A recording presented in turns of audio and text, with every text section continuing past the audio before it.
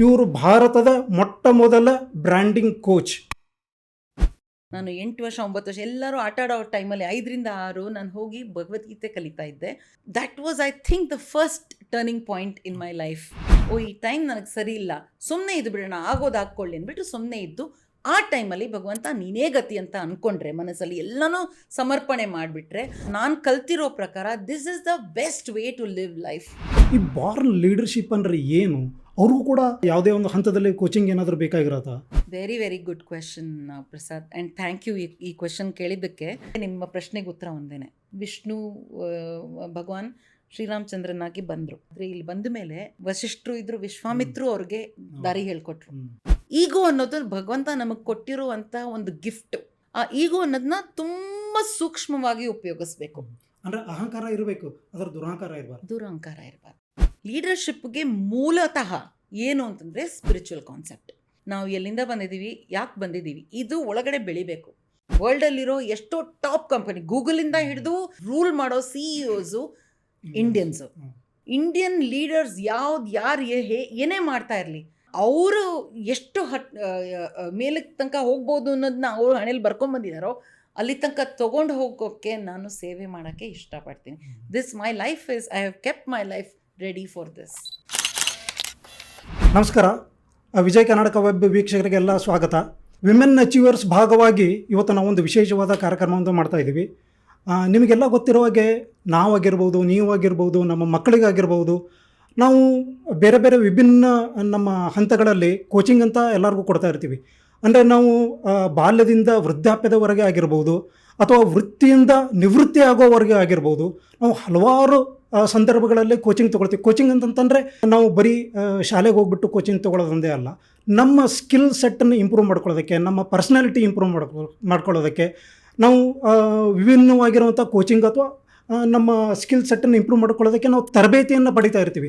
ಶಾಲೆಯಲ್ಲಾಗಿರ್ಬೋದು, ಶೈಕ್ಷಣಿಕ ತರಬೇತಿಯನ್ನು ಬೇಕಾದಷ್ಟೆಲ್ಲ ತೊಗೊಳ್ತಾ ಇರ್ತೀವಿ.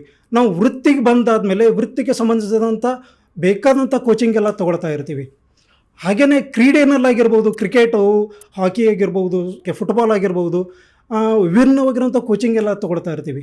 ಈಗ ತಮಾಷೆ ಅಂತಂತಂದರೆ ಎಂತೆಂಥ ಕೋಚಿಂಗ್ಗಳೆಲ್ಲ ಬಂದಿದೆ ಅಂತಂತಂದರೆ ಲೂಡೋ ಕೋಚಿಂಗ್ ಕೂಡ ಇದೆ. ನಿಮಗೆ ಆಶ್ಚರ್ಯವಾಗಿರ್ಬೋದು, ಲೂಡೋ ಕೋಚಿಂಗ್ ಕೂಡ ಇದೆ. ಇನ್ನು ಮುಂದಿನ ದಿನಗಳಲ್ಲಿ ಕುಂಟೆಬಿಲ್ಲೆ ಆಡೋವಂಥ ಕೋಚಿಂಗ್ ಬಂದ್ರೂ ಆಶ್ಚರ್ಯ ಪಡಬೇಕಾಗಿಲ್ಲ. ಅಂದರೆ ಈ ಮಾತನ್ನು ಯಾಕೆ ಹೇಳ್ತಾ ಇದ್ದೀನಿ ಅಂತಂದರೆ, ಈ ಕೋಚಿಂಗ್ ಇಂಡಸ್ಟ್ರಿ ಅಥವಾ ಕೋಚಿಂಗ್ ಏನಿದೆಯಲ್ಲ, ಕಾನ್ಸೆಪ್ಟ್ ಏನಿದೆಯಲ್ಲ, ಇದು ದೊಡ್ಡ ಬಿಗ್ ಬಿಸ್ನೆಸ್ ಆಗಿ ಎಲ್ಲ ಕಡೆ all over the world, not only in India, ಆ ಥರ ಬೆಳೀತಾ ಇದೆ. ಆದರೆ ನೀವು ಯಾವತ್ತಾದರೂ ಬ್ರ್ಯಾಂಡಿಂಗ್ ಕೋಚ್ ಅನ್ನೋದ್ರ ಬಗ್ಗೆ ಏನಾದರೂ ಕೇಳಿದ್ದೀರಾ? ನೀವು ಕೇಳಿಲ್ಲವಾದರೆ ಇವತ್ತು ನಾವು ಒಬ್ಬ ವಿಶೇಷವಾದ ಅತಿಥಿಯನ್ನು ನಾವು ಇಂಟ್ರೊಡ್ಯೂಸ್ ಮಾಡ್ತಾ ಇದ್ದೀವಿ. ಅವರು ಪೂರ್ಣಿಮಾ ಕೋಟಕ್ ಅಂತಂದ್ಬಿಟ್ಟು. ಇನ್ಫ್ಯಾಕ್ಟ್ ಇವರಲ್ಲಿ ಇನ್ನೊಂದು ವಿಶೇಷ ಏನಂತಂತಂದರೆ, ಇವರು ಭಾರತದ ಮೊಟ್ಟ ಮೊದಲ branding coach. Great achievement by Purnima. ಅವರು ಈ ಹಂತಕ್ಕೆ ಬರಬೇಕಾದ್ರೆ ಯಾವ ರೀತಿ ಈ ಹಂತಕ್ಕೆ ಬಂದರು, ಏನೇನು ಸವಾಲುಗಳನ್ನು ಎದುರಿಸಿದ್ರು, ಅದ್ರ ಬಗ್ಗೆ ಎಲ್ಲ ಮುಂದೆ ಮಾತಾಡ್ತಾರೆ. ಆದರೆ ಅವ್ರ ಬಗ್ಗೆ ಇನ್ನೊಂದು ವಿಶೇಷತೆ ಏನಿದೆ ಅಂತಂತಂದರೆ, ಅವರು ಈ ಬ್ರ್ಯಾಂಡ್ ಬಿಲ್ಡಿಂಗ್ ಕೋಚಿಂಗ್ ಅಂತಂದರೆ ನಮ್ಮ ವೈಯಕ್ತಿಕವಾಗಿ ನಮ್ಮ ಪರ್ಸ್ನಾಲಿಟಿ ಇಂಪ್ರೂವ್ ಮಾಡ್ಕೊಳ್ಳೋದು ಹೇಗೆ, ನಮ್ಮ ಇಮೇಜ್ ಇಂಪ್ರೂವ್ ಮಾಡ್ಕೊಳ್ಳೋದು ಹೇಗೆ, ಅದ್ರ ಬಗ್ಗೆ ಅವರು ತುಂಬ ಚೆನ್ನಾಗಿ ಕೋಚಿಂಗ್ ಎಲ್ಲ ಮಾಡ್ತಾರೆ. ಅದರಲ್ಲೂ ಕೂಡ ಅವರು ಬರೀ ಇಂಡಿವಿಜುವಲ್ಗೆ ಮಾತ್ರ ಅಲ್ಲ, ಇಂಡಿವಿಜುವಲಲ್ಲೂ ಕೂಡ CUಗಳಿಗೆ, CXOಗಳಿಗೆ, CO ಗಳಿಗೆ, ವೈದ್ಯರಿಗೆ, ಇಂಜಿನಿಯರ್ಗಳಿಗೆ, ಇಂಥ ದೊಡ್ಡ ದೊಡ್ಡ ಮಂದಿಗೆಲ್ಲ ಅವರು ಕೋಚಿಂಗ್ ಮಾಡಿ ಅವರಿಗೆ ಅನುಭವ ಇದೆ. ಇದ್ರ ಹಿಂದಿರುವಂಥ ಕತೆ ಏನು, ಇದ್ರ ಹಿಂದಿರುವಂಥ ಸ್ವಾರಸ್ಯಕರವಾದ ವಿಶೇಷವಾದ ಘಟನೆಗಳು ಏನಾದರೂ ನಡೆದಿದೆಯಾ, ಅದನ್ನು ಅವ್ರ ಮಾತಲ್ಲೇ ಕೇಳೋಣ. ಅದರಲ್ಲೂ ಇನ್ನೊಂದು ವಿಶೇಷವಾಗಿ ನಾನು ಹೇಳಬೇಕಾಗಿದೆ. ಅದೇನಪ್ಪ ಅಂತಂದರೆ, ನಾನು ಪೂರ್ಣಿಮಾ ಅವರು ಸುಮಾರು 30 ವರ್ಷದಿಂದ ಫ್ರೆಂಡ್ಸ್. ನಾವು MES ಕಾಲೇಜಲ್ಲಿ ನಾವು ಇಬ್ಬರು ಒಟ್ಟಿಗೆ ಕಲ್ತಿದ್ದೀವಿ. ನಾವು ನಾಟಕಗಳಲ್ಲೆಲ್ಲ ಪ್ರಾಕ್ಟೀಸ್ ಮಾಡ್ತಾಯಿದ್ದೀವಿ. ಪ್ರೊಬಬ್ಲಿ ಮಾತುಗಳಲ್ಲಿ ಕೂಡ ಈ ನಾಟಕದ ಪ್ರಸ್ತುತಾಪ ಬಂದರೂ ಬರ್ಬೋದು. ಅಂದರೆ ಅವರು CB ಪೂರ್ಣಿಮಾ, ಅಂದರೆ ಮದುವೆಗಿಂತ ಮೊದಲಿಗೆ CB ಪೂರ್ಣಿಮಾ ಅಂತಂದರೆ ಕಂಬಂ ಭಗವಾನ್ ಅವರ ಮಗಳು ಪೂರ್ಣಿಮಾ ಅಂತ ಅವರು ಮೊದಲು CB ಪೂರ್ಣಿಮಾ. ಅವರು ಒಂದು ಕಡೆ ಇನ್ನೊಂದು ವಿಶೇಷವಾಗಿ ಹೇಳಿದರು, CB ಅಂದರೆ ಏನು ಅಂತ ಅಂದ್ಬಿಟ್ಟು. ಒಂದು ಕಾಲೇಜಲ್ಲಿ ಮಾತಾಡುವಾಗ CB ಅಂದರೆ ಚಾಟರ್ ಬಾಕ್ಸ್ ಅಂತ ಹೇಳಿದರು. ಅಂದರೆ ಅವರು ಮಾತುಗಾರ್ತಿ, ಮೊದಲಿಂದನೂ ಮಾತು ನಾಟಕಗಳೆಲ್ಲ ಆಡುವಾಗಲೂ ಕೂಡ ಅಷ್ಟೇ ನಿರರ್ಗಳವಾಗಿ ಮಾತಾಡೋದು. ಮಾತೇ ಅವರ ಬಂಡವಾಳ, ಮಾತೇ ಅವರ ಶಕ್ತಿ ಕೂಡ. ಸ್ನೇಹಿತರೆ, ಈಗ ನಾನು ಅವಾಗ ಹೇಳಿರೋ ಹಾಗೆ ಪೂರ್ಣಿಮಾ ಕೋಟಕ್ ಅವರು ಲೀಡರ್ಶಿಪ್ ಬ್ರ್ಯಾಂಡಿಂಗ್ ಕೋಚ್, ಅಂದರೆ ದೇಶದ ಮೊಟ್ಟ ಮೊದಲ ಲೀಡರ್ಶಿಪ್ ಬ್ರ್ಯಾಂಡಿಂಗ್ ಕೋಚ್ ಅಂತ ಹೆಗ್ಗಳಿಕೆಗೆ ಪಾತ್ರವಾಗಿದ್ದಾರೆ. ಅಂದರೆ ಇನ್ನು ನೋಡಿ ಲೀಡರ್ಶಿಪ್ ಬ್ರ್ಯಾಂಡಿಂಗ್ ಕೋಚ್ ಅಂತ ಏನಿದೆಯಲ್ಲ, ಈ ಪದಪುಂಜನೇ ಒಂಥರ ವಿಶಿಷ್ಟವಾಗಿದೆ. ಇದು ಸಾಧ್ಯವಾಗಿದ್ದು ಹೇಗೆ? ಇದ್ರ ಹಿನ್ನೆಲೆ ಏನು? ನೀವು ಚಾರ್ಟರ್ ಬಾಕ್ಸ್ ಪೂರ್ಣಿಮಾದವರು, ಬ್ರ್ಯಾಂಡಿಂಗ್ ಕೋಚ್ ಪೂರ್ಣಿಮಾ ಆಗಿದ್ದು ಹೇಗೆ? ನೀವು ಅದನ್ನು ವಿವರಿಸ್ಬೋದು. Prasad, thank you first of all ನನ್ನ ಇಲ್ಲಿ ಕರೆದಿದ್ದಕ್ಕೆ and to make me part of your podcast. ನಮಸ್ಕಾರ. ಹುಟ್ಟಾಗಿಂದನೂ ನನ್ನ ಹೆಸರಿಗೆ ತಕ್ಕ ಹಾಗೆ CB ಪೂರ್ಣಿಮಾ ಅಂದರೆ ಚಾಟರ್ ಬಾಕ್ಸ್ ಪೂರ್ಣಿಮಾ ಅನ್ನೋ ಹಾಗೆ ನನ್ನ ಪರ್ಸ್ನಾಲಿಟಿ ಕೂಡ ಹಾಗೇ ಇತ್ತು. ಇದರ ಚಿಕ್ಕ ವಯಸ್ಸಿಂದನೂ ಅಷ್ಟೇ ತುಂಬ ಮಾತು, ಎಲ್ಲದ್ರ ಬಗ್ಗೆ ವಿಷಯ ತಿಳ್ಕೊಬೇಕು, ಡೀಟೇಲಾಗಿ ತಿಳ್ಕೊಬೇಕು, ಅದ್ರ ಬಗ್ಗೆ ಎಲ್ಲರಿಗೂ ಮತ್ತೆ ಹೋಗಿ ತಿಳಿಸ್ಬೇಕು, ಆ ಥರ ನನ್ನ ಒಂದು ಪರ್ಸ್ನಾಲಿಟಿ ಇತ್ತು. ಬಿಕಾಸ್ ಆಫ್ ದಿಸ್ ನಾನೇನು ಮಾಡ್ತಿದ್ದೆ ಅಂತಂದರೆ ಡಿಬೇಟ್ಗಳಾಗಲಿ ಅಥವಾ ಸ್ಪೀಚ್ ಕೊಡೋದಾಗಲಿ, ಎಲ್ಲಾಗಲಿ ಡ್ಯಾನ್ಸು, ಡ್ರಾಮಾ ಎಲ್ಲದರಲ್ಲೂ ನಾನು ಪಾರ್ಟಿಸಿಪೇಟ್ ಮಾಡ್ತಿದ್ದೆ. ಎಲ್ಲಿ ಯಾವ ಕಾಂಪಿಟೇಷನ್ ಇದ್ರೂ ಸ್ಕೂಲಲ್ಲಿ, ಕಾಲೇಜಲ್ಲಿ, ಯಾವ ಸ್ಕೂಲಲ್ಲಿ ಏನು ಕಾಂಪಿಟೇಷನ್ ಇದ್ರೂ ನಾನು ಹೆಸರು ಬರೆಸ್ಬಿಡ್ತಾ ಇದ್ದೆ. ಸೊ ಇದು ಒಂದು ಈ ಎನ್ಕರೇಜ್ಮೆಂಟ್ ನಮ್ಮ ಪೇರೆಂಟ್ಸ್ ಕೊಟ್ಟಿದ್ದರಿಂದ ಆ್ಯಂಡ್ ಅವಕಾಶಗಳು ನಂಗೆ ಸಿಕ್ಕಿದ್ರಿಂದ ನಾನು ಸ್ಪೀಕಿಂಗ್ ಅಂತ ಒಂದು ಆಪರ್ಚುನಿಟಿ ಎಲ್ಲಿ ಸಿಕ್ಕಿದ್ರೂ ನಾನು ಬಿಡ್ತಾ ಇರಲಿಲ್ಲ. ಈವನ್ ನನ್ನ ಪ್ರೊಫೆಷನಲ್ಲೂ ಅಷ್ಟೇ, ಎಲ್ಲಾದರೂ ಏನಾದರೂ ಹೇಳ್ಕೊಡ್ಬೇಕು ಅಥವಾ ಟ್ರೈನ್ ಮಾಡಬೇಕು, I was into sales.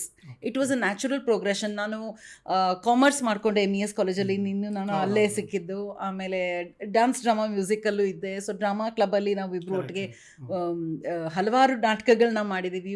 Prices, state level price ಕೂಡ ಬಂತು. ಇದ್ರ ಬಗ್ಗೆ ನಾನು ವಿಶೇಷವಾಗಿ ಮಾತಾಡ್ತೀನಿ. ಅದು ಡ್ರಾಮಾ ಇದ್ರ ಬಗ್ಗೆ ಇದೆಲ್ಲ, ಅವ್ರ ಬಗ್ಗೆ ಸಿಕ್ಕಾಪಟ್ಟೆ ವಿಷಯಗಳಿದೆ ಮಾತಾಡೋದು. ಶೋರ್. ಸೊ ಒಂದರಿಂದ ಒಂದು ಕನೆಕ್ಟ್ ಆಗಿ ನಾನು ಬೆಳೀತಾ ನನಗೆ ಹಲವಾರು ಆಪರ್ಚುನಿಟೀಸ್ ಸಿಕ್ತು to be a speaker in front of audience ಮುಂದೆ ಎಷ್ಟು ನಾವು ಪ್ರೆಸೆಂಟ್ ಆಗ್ತೀವೋ ಅಷ್ಟೇ ನಮ್ಮ ಕಾನ್ಫಿಡೆನ್ಸು ಬೆಳೆಯುತ್ತೆ. ಅದೇ ನನಗೂ ಆಗಿದ್ದದೇನೆ. ಆ್ಯಂಡ್ ನ್ಯಾಚುರಲಿ ನಾನು ಸೇಲ್ಸ್ ವೃತ್ತಿಗೆ ಒಳಗಡೆ ಹೋದೆ. That was my first job. And ಸೇಲ್ಸಲ್ಲಿ ಗ್ರೋ ಆಗ್ತಾ ಸ್ಲೋಲಿ, ಬಿಕಾಸ್ ನನಗೆ ಇಂಟ್ರೆಸ್ಟ್ ಇದ್ದಿದ್ದರಿಂದ, ನನಗೆ ಜನಗಳ ಅಭಿವೃದ್ಧಿ ಇಂಟ್ರೆಸ್ಟ್ ಇರೋದ್ರಿಂದ ಸೇಲ್ಸಲ್ಲಿ ಐ ಬಿಕೇಮ್ ಲ್ಯಾಕ್ಮೆ ಕಂಪನಿನಲ್ಲಿ I became national business head. Lakme salons ಎಲ್ರಿಗೂ ಗೊತ್ತಿರುತ್ತಲ್ಲ. I was working as a national business head, looking after company own salons all over India. ಅದಕ್ಕೆ ಮುಂಚೆ ನಾನು ಏವಾನ್ ಕಂಪನಿಯಲ್ಲಿ ಕೆಲಸ ಮಾಡಿದೆ. ಏವಾನ್ನಲ್ಲಿ ನ್ಯಾಷನಲ್ ಟ್ರೈನಿಂಗ್ ಹೆಡ್ ಆಗಿದೆ. ಇಂಡಿಯಾದಲ್ಲಿರೋ ಅಷ್ಟು ನಮ್ಮ ಸೇಲ್ಸ್ ಫೋರ್ಸನ್ನು ಟ್ರೈನ್ ಮಾಡೋದು ನನ್ನ ಜವಾಬ್ದಾರಿಯಾಗಿತ್ತು. ಅಲ್ಲಿ ನಾನೇನು ವಿಶೇಷವಾಗಿ ನೋಡಿದೆ ಅಂದರೆ ಜನಗಳ ಬಿಹೇವಿಯರು, ಒಬ್ಬರಿಂದ ಒಬ್ಬರು ಹೇಗೆ ಡಿಫ್ರೆಂಟ್ ಆಗಿರ್ತಾರೆ, ಅವರ ಜೀವನದಲ್ಲಿ ಅವರು ಅನುಭವಿಸಿರುವಂತಹ ಘಟನೆಗಳು, ಆಮೇಲೆ ಅವ್ರಿಗಿರುವಂತಹ ಬಿಹೇವಿಯರು, ಅವ್ರ ಯೋಚನೆಗಳು, ಪ್ರತಿಯೊಂದು ಇನ್ನೊಬ್ಬರನ್ನ ಭಿನ್ನವಾಗಿ ಹೇಗೆ ಮಾಡುತ್ತೆ. ಇದನ್ನು ನಾನು ಏವಾನ್ನಲ್ಲಿ ಆ್ಯಸ್ ಅ ಟ್ರೈನಿಂಗ್ ಹೆಡ್ ನಾನು ಕಂಡೆ ಮತ್ತು ಕಲಿತೆ. ಅದರಿಂದ ಒಬ್ಬೊಬ್ರಿಗೂ ಹೇಗೆ ಸ್ಪೆಸಿಫಿಕ್ ಟ್ರೈನಿಂಗ್ ನೀಡ್ಸ್ ಇರುತ್ತೆ ಅಂತ. ಇದು ಆಗ್ತಾ ಮುಂದಕ್ಕೆ ನಾನು ಲ್ಯಾಕ್ಮೆ ಆದಮೇಲೆ ನನ್ನ ಜಾಬ್ ಕರಿಯರ್ನ ನನ್ನ ಪರ್ಸ್ನಲ್ ಲೈಫಲ್ಲಿ ಒಂದು ದೊಡ್ಡ ಟರ್ನ್ ತೊಗೊಳ್ತು. ಆಗ ನಾನು ಕೆಲಸ ಬಿಟ್ಬಿಟ್ಟು ನಾವೆಲ್ಲ ಬೆಂಗಳೂರಿಗೆ ಬಂದು ವಾಪಸ್ ಸೆಟ್ಲ್ ಆದ್ವಿ. ಸೆಟ್ಲ್ ಆದಮೇಲೆ ನಾನು ಸುಮ್ಮನೆ ಕೂತ್ಕೊಳ್ಳೋ ಹಂಗಂತೂ ಇಲ್ಲ. ನೀನು ನನ್ನ ನೋಡಿದ್ಯಾ, ನಾನು ಸುಮ್ಮನೆ ಕೂತ್ಕೊಳ್ಳೋಕೆ ಬರಲ್ಲ ನನಗೆ. ಸೊ ನನ್ನದೇ ಒಂದು ಟ್ರೈನಿಂಗ್ ಬಿಸ್ನೆಸ್ನ ಶುರು ಮಾಡಿ ಕಾರ್ಪೊರೇಟ್ ಟ್ರೈನಿಂಗಿಗೆ ಹೋದೆ. ಅಲ್ಲಿ ನೋಡಿದಾಗ ನಾನು ಕಾರ್ಪೊರೇಟಲ್ಲಿ ಇದ್ದಾಗ I was a senior corporate executive, ಒಂದು VP ಅಥವಾ CXO ಲೆವೆಲಲ್ಲಿ ಇದ್ದಾಗ ನಾನು ಅಲ್ಲಿ ನನ್ನ ಜೊತೆ ಕೆಲಸ ಮಾಡೋ ಸೀನಿಯರ್ ಕಾರ್ಪೊರೇಟ್ ಎಕ್ಸಿಕ್ಯೂಟಿವ್ಸ್ ನೋಡಿದಾಗ ಅವರಲ್ಲಿ ತುಂಬ ನೀಡ್ಸ್ ಇತ್ತು. ಒಬ್ಬೊಬ್ರಿಗೂ ಭಿನ್ನವಾಗಿ ಬೇರೆ ಬೇರೆ ಎಕ್ಸ್ಪೀರಿಯನ್ಸಸ್ಸಿಂದ ಬಂದಿದ್ದರಿಂದ ತುಂಬ ನೀಡ್ಸ್ ಇತ್ತು. ಆ ನೀಡ್ನ ನಾನು ಹೆಂಗೆ ಫಿಲ್ ಮಾಡಬಲ್ಲೆ ಅನ್ನೋದನ್ನ ನಾನು ಯೋಚಿಸಿದೆ. ನಾರ್ಮಲ್ ಟ್ರೈನಿಂಗ್ಸು ಜನಗಳಿಗೆ ಕೊಡೋದ್ರಿಂದಾನು ಅದು ಒಂದು, ಆಮೇಲೆ ಈ ಸ್ಪೆಸಿಫಿಕ್ ಟ್ರೈನಿಂಗ್ ನೀಡ್ಸ್ನ ಹೆಂಗೆ ನಾವು ಫಿಲ್ ಮಾಡೋದು ಅನ್ನೋದು ಕಂಡೆ. ಅದಾದಮೇಲೆ ನನಗೇನು ಅನಿಸ್ತು ಅಂದರೆ, ನಾನು ಒಂದು ಸ್ವಲ್ಪ ಎಜುಕೇಷನಲ್ಲಿ ಇನ್ನೊಂದು ಸ್ವಲ್ಪ ಮುಂದುವರಿಬೇಕು. ಐ ವಾಸ್ ಆಲ್ರೆಡಿ 40 ಆವಾಗ. ಮುಂದುವರಿಬೇಕು ಅಂದ್ಬಿಟ್ಟು ಹಲವಾರು ನಾನು ಇಂಟರ್ನ್ಯಾಷನಲ್ ಕೋಚಿಂಗ್ ಸರ್ಟಿಫಿಕೇಷನ್ ಮಾಡಿಕೊಂಡೆ, ಇಮೇಜ್ ಕನ್ಸಲ್ಟಿಂಗ್ ಮಾಡಿಕೊಂಡೆ. ಇದೆಲ್ಲ ಮಾಡ್ಕೊಂಡ್ಮೇಲೆ ನನ್ನ ಹತ್ರ ಆ ಶಸ್ತ್ರಗಳಿತ್ತು ಈ ನೀಡ್ಸ್ನ ಫಿಲ್ ಮಾಡೋಕ್ಕೆ. ಈ ಒಂದು ದೊಡ್ಡ ಒಂದು ಯುದ್ಧನ ನಮ್ಮ ದೇಶದಲ್ಲಿ, ಫಾರ್ ಎಕ್ಸಾಂಪಲ್ ಒಂದು ಚಿಕ್ಕ I want share with you something. ನಮ್ಮ ದೇಶದಲ್ಲಿ ಎಲ್ಲ ಸರಿ ಇದೆ. ನಾವು ಬೆಳಿಬೇಕಾದ್ರೆ ಏನೇನು ಕಲಿಬೇಕಾಗಿತ್ತೋ, ಯಾವ್ಯಾವ ಆಪರ್ಚುನಿಟೀಸ್ನ ನಾವು ಯೂಸ್ ಮಾಡಬೇಕಾಗಿತ್ತೋ ಆ ಆಪರ್ಚುನಿಟೀಸ್ ಎಲ್ಲರೂ ಯೂಸ್ ಮಾಡಿಲ್ಲ. ಆಯಿತಾ? ಲೀಡರ್ಶಿಪ್ ಅಂತ ಒಂದು ಲೆವೆಲಿಗೆ ಹೋದ್ಮೇಲೆ ಕೆಲವಾರು ಎಕ್ಸ್ಪೆಕ್ಟೇಷನ್ಸ್ ಇದ್ದೇ ಇರುತ್ತೆ. ನೀವು ಚೆನ್ನಾಗಿ ಮಾತಾಡಲೇಬೇಕು, ಜನಗಳಿಗೆ ನೀವು ಪ್ರೋತ್ಸಾಹನೆ ಕೊಡಬೇಕು. ಇದೆಲ್ಲನೂ ನ್ಯಾಚುರಲ್ ಆಗಿ ಲೀಡರ್ಗೆ ಬಂದೇ ಬರಬೇಕು. ಬಟ್ ನಾನು ನೋಡೋ ಲೆನ್ಸಿಂದ ನೋಡಬೇಕಾದ್ರೆ ಇದೆಲ್ಲ ಎಷ್ಟೋ ಜನಕ್ಕೆ ಗೊತ್ತೇ ಇರಲಿಲ್ಲ. ಲೀಡರ್ ಆದಮೇಲೆ ಅವರು ಇದನ್ನು ನಾನು ಪಬ್ಲಿಕ್ ಸ್ಪೀಕಿಂಗ್ ಹೆಂಗೆ ಕಲ್ತ್ಕೊಳ್ಳೋದು, ನಾನು ಕಮ್ಯುನಿಕೇಷನ್ ಹೇಗೆ ನಾನು ಇನ್ನೂ ಒಂದು ನೆಕ್ಸ್ಟ್ ಲೆವೆಲ್ಗೆ ಹೆಂಗೆ ತೊಗೊಂಡೋಗೋದು, ಇದೆಲ್ಲ ಒಂದು ಅವ್ರ ಮನಸ್ಸಲ್ಲಿ ಒಂದು ವಾರ್ ಆಗ್ತಾಯಿತ್ತು, ಒಂದು ಯುದ್ಧ ಆಗ್ತಾಯಿತ್ತು. ಸೊ ಇದನ್ನು ನಾವು ಫೀಡ್ ಮಾಡೋದಕ್ಕೆ, ಅವರಿಗೆ ಈ ನೀಡನ್ನ ನಾವು ಫೀಡ್ ಮಾಡಬೇಕು ಅಂದರೆ ನಾವು ಕೋಚಿಂಗ್ ಅನ್ನೋದನ್ನ ಕಲಿಬೇಕು. ಇದು ನನ್ನ ಮನಸ್ಸಲ್ಲಿ ಅನಿಸಿದ್ದು. ಸೊ ನಾನೇನು ಮಾಡಿದೆ, ಹಿಂದಕ್ಕೆ ಸ್ವಲ್ಪ ಒಂದೆರಡು ಹೆಜ್ಜೆ ಹಿಂದೆ ತೊಗೊಂಡು ಎಜುಕೇಷನ್ನ ವಾಪಸ್ ಮಾಡಿಕೊಂಡೆ. ಮತ್ತು ಆ ಎಜುಕೇಷನ್ನೆಲ್ಲ ತೊಗೊಂಡು ಇದನ್ನು ಇವಾಗ ಕೋಚಿಂಗ್ ಸರ್ಟಿಫಿಕೇಷನ್ ಇತ್ತು ತೊಗೊಂಡು ನಾನು ಮತ್ತೆ ಮಾರ್ಕೆಟಿಗೆ ಹೋದಾಗ ಜನಗಳು ನಂಬಿ ಇದನ್ನು ನಾನು ಹೇಳಿದ್ದನ್ನ ಕರೆಕ್ಟಾಗಿ ತೊಗೊಂಡು ಟ್ರೈನಿಂಗ್ ತೊಗೊಂಡು, ನನ್ನಿಂದ ಕೋಚಿಂಗ್ ತೊಗೊಂಡು ಅವರು ಮುಂದಕ್ಕೆ ಬೆಳೆಯುವಂಥ ಒಂದು ಪರಿಸ್ಥಿತಿ ಅವರಿಗೆ ಅನುಕೂಲ ಆಯಿತು. ಓಕೆ. ಸೊ ಇದಾದ್ರಿಂದ ನನಗೆ ಅವಾಗ ಅನಿಸ್ತು, ಇವಾಗ ನಾವು ಒಂದು ಫೋನ್ ಉಪಯೋಗಿಸ್ತೀವಿ, ಒಂದು ವಾಚ್ ಉಪಯೋಗಿಸ್ತೀವಿ, ಜ್ಯುವೆಲ್ರಿ ಉಪಯೋಗಿಸ್ತೀವಿ, ಸೀರೆ, ಎಲ್ಲನೂ ನಮ್ಮ ಮನೇಲಿ ಕುಡಿಯೋ ಕಾಫಿಯಿಂದ ಹಿಡಿದು ನೀರಿನ ಬಾಟ್ಲಿಂದ ಹಿಡಿದು ಎಲ್ಲನೂ ಬ್ರ್ಯಾಂಡು. ಈ ಎಲ್ಲ ಬ್ರ್ಯಾಂಡುಗಳು ನಮ್ಮನ್ನ ಮುತ್ಕೊಂಡಿದ್ದೇವೆ ದಿನದಲ್ಲಿ, ಫ್ರಮ್ ಮಾರ್ನಿಂಗ್ ಟು ನೈಟ್. ಬೆಳಗ್ಗೆ ಹೇಳೋದ್ರಿಂದ ಸಂಜೆ ಮಲಗೋವರೆಗೂ ನಾವು ಬ್ರ್ಯಾಂಡ್ಸನ್ನ ಯೂಸ್ ಮಾಡ್ತೀವಿ. ಈ ಎಲ್ಲ ಬ್ರ್ಯಾಂಡ್ಗಳನ್ನ ಯಾರು ಬ್ರ್ಯಾಂಡ್ ಮಾಡ್ತಾರೆ ಅಂತಂದರೆ, ಒಂದು ಬ್ರ್ಯಾಂಡಿಂಗ್ ಟೀಮ್ ಇರುತ್ತೆ ಒಂದು ಕಂಪನಿನಲ್ಲಿ. ಪ್ರಾಡಕ್ಟನ್ನು ಬ್ರ್ಯಾಂಡಾಗಿ ತಯಾರಿ ಮಾಡೋದು. ಅವನ್ನ ಹೇಗೆ ತಯಾರು ಮಾಡ್ತಾರೆ ಅಂದರೆ, ಒಂದು ಬಾಟ್ಲು ನೀರು, ಈ ನೀರಿನ ಇದು ಬಾಟ್ಲು ಅಂತ ಅಂದ್ಕೊಳ್ಳೋಣ. ಈ ಬಾಟ್ಲು ಮನುಷ್ಯ ಆದರೆ ಇವರಿಗೆ ಏನೇನು ಕ್ಯಾರೆಕ್ಟರಿಸ್ಟಿಕ್ಸ್ ಇರ್ತಾಯಿತ್ತು ಅಂತ ಹೇಳಿ ಈ ಬ್ರ್ಯಾಂಡ್ ಸ್ಟೋರಿನ ಇದಕ್ಕೆ ನಾವು ಅಂಟಿಸ್ತೀವಿ. ಆದರೆ ನಾವುಗಳು ಮನುಷ್ಯರು ಆಲ್ರೆಡಿ ಬ್ರ್ಯಾಂಡ್ಸ್ ಅಲ್ವಾ? ಮನುಷ್ಯರಾಗಿ ಒಂದು ಬ್ರ್ಯಾಂಡ್ ಆಗಿ, ಬ್ರ್ಯಾಂಡ್ ಐಡೆಂಟಿಟಿ. ನಿಮ್ಮ ಹೆಸರು ಪ್ರಸಾದ್, ಅದು ನಿಮ್ಮ ಐಡೆಂಟಿಟಿ. ನಿಮ್ಮನ್ನು ನೋಡಿದ ತಕ್ಷಣ ಏನೇನೆಲ್ಲ ಗುರ್ತು ಮಾಡೋದಿದೆಯೋ ನೀವು ಅಂತ, that is your brand identity. ನಿಮ್ಗೆ ಆಲ್ರೆಡಿ ಒಂದು ಬ್ರ್ಯಾಂಡ್ ಪರ್ಸ್ನಾಲಿಟಿ ಇದೆ, ನಿಮಗೆ ಆಲ್ರೆಡಿ ಒಂದು ಬ್ರ್ಯಾಂಡ್ ಪೊಸಿಷನಿಂಗ್ ಇದೆ. ಆ್ಯಸ್ ಅ ಬ್ರ್ಯಾಂಡ್ ನಿಮಗೆಲ್ಲನೂ ಇದೆ, ಆದರೆ ನಿಮಗೆ ನೀವು ಬ್ರ್ಯಾಂಡು ಅಂತ ಗೊತ್ತಿಲ್ಲ. ಆಯಿತಾ? ನಿಮ್ಮ ಬ್ರ್ಯಾಂಡು ಮುಂದಕ್ಕೆ ತೊಗೊಂಡು ಹೋಗಬೇಕು, ಹಂತ ಹಂತದಿಂದ ಮೇಲ್ಮೇಲಿಗೆ ಹೋಗಬೇಕು ಅಂತಂದರೆ ನೀವು ಏನು ಮಾಡಬೇಕು? This is a science, and this science is backed by a strategy, or ಹಲವಾರು ಸ್ಟ್ರಾಟಜಿಗಳನ್ನ ನಾವು ಮಾಡಿಕೊಂಡು ಇಲ್ಲಿಂದ ಇಲ್ಲಿಗೆ ಹೋಗಬೇಕು ಅಂದರೆ, ಆ ಬ್ರ್ಯಾಂಡಿಂಗ್ನ ತೊಗೊಂಡು ಹೋಗಬೇಕು ಅಂತಂದರೆ ಈ ಸ್ಟ್ರಾಟಜಿಗಳನ್ನ ಮಾಡಿಕೊಂಡು ನಾವು ಮೆಟ್ಲು ಹತ್ತ ಹೋಗ್ಬೋದು. ಇದು ನನಗೆ ಯಾವಾಗ ಹೊಳಿತು. ಸೊ ನನ್ನ ಕೋಚಿಂಗ್ನಲ್ಲಿ ನಾನು ಬ್ರ್ಯಾಂಡಿಂಗನ್ನು ಸೇರಿಸ್ಕೊಂಡೆ. ನಾನು as an image consultant, appearance, ನಾನು ಹುಟ್ಟಾಗಿಂದ ಕಮ್ಯುನಿಕೇಷನ್ನು, ಪಬ್ಲಿಕ್ ಸ್ಪೀಕಿಂಗ್ ಮಾಡ್ತಾಯಿದ್ದೀನಿ. ಲೀಡರ್ಶಿಪ್ಪಲ್ಲಿ ಎಷ್ಟೋ ನಾನು ಮೆಟಲ್ಗಳನ್ನ ಹತ್ತಿ ಕಾರ್ಪೊರೇಟಲ್ಲಿ ಸೀನಿಯರ್ ಮೋಸ್ಟ್ ಲೆವೆಲ್ಗೆ ಹೋಗಿದ್ದೆ. ರಿಲೇಷನ್ಶಿಪ್ಸ್ ಹೇಗೆ ಇದು ಮಾಡಬೇಕು ಅನ್ನೋದು ನನಗೆ ಹೇಗೆ ಗೊತ್ತಾಯಿತು ಅಂತಂದರೆ, ನಾನು coaching certification, international coaching certification ಮಾಡ್ಕೊಂಡಲ್ಲ, ಅದ್ರ ಜೊತೆಗೆ ಇನ್ನೂ ಒಂದು ಟಾಪಪ್ ಇದಿತ್ತು, ಮಾಸ್ಟರ್ ಸ್ಪಿರಿಟ್ ಲೈಫ್ ಕೋಚಿಂಗ್ ಅಂದ್ಬಿಟ್ಟು. ಸ್ಪಿರಿಚುವಲ್ ಕೋಚಿಂಗ್ ಹೇಗೆ ಮಾಡೋದು, this was more of a research.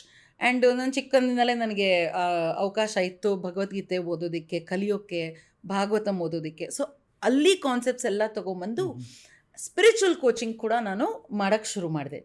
ಇದೆಲ್ಲ ಮಾಡ್ತಾ ಇನ್ನರ್ ಕೋರ್, ಒಳಗಿಂದ, ದಿಸ್ ಈಸ್ ದ ಮೂಲ, ನಾವು ಇರೋಕ್ಕೆ ಮೂಲನೇ ಇನ್ನರ್ ಸೆಲ್ಫ್.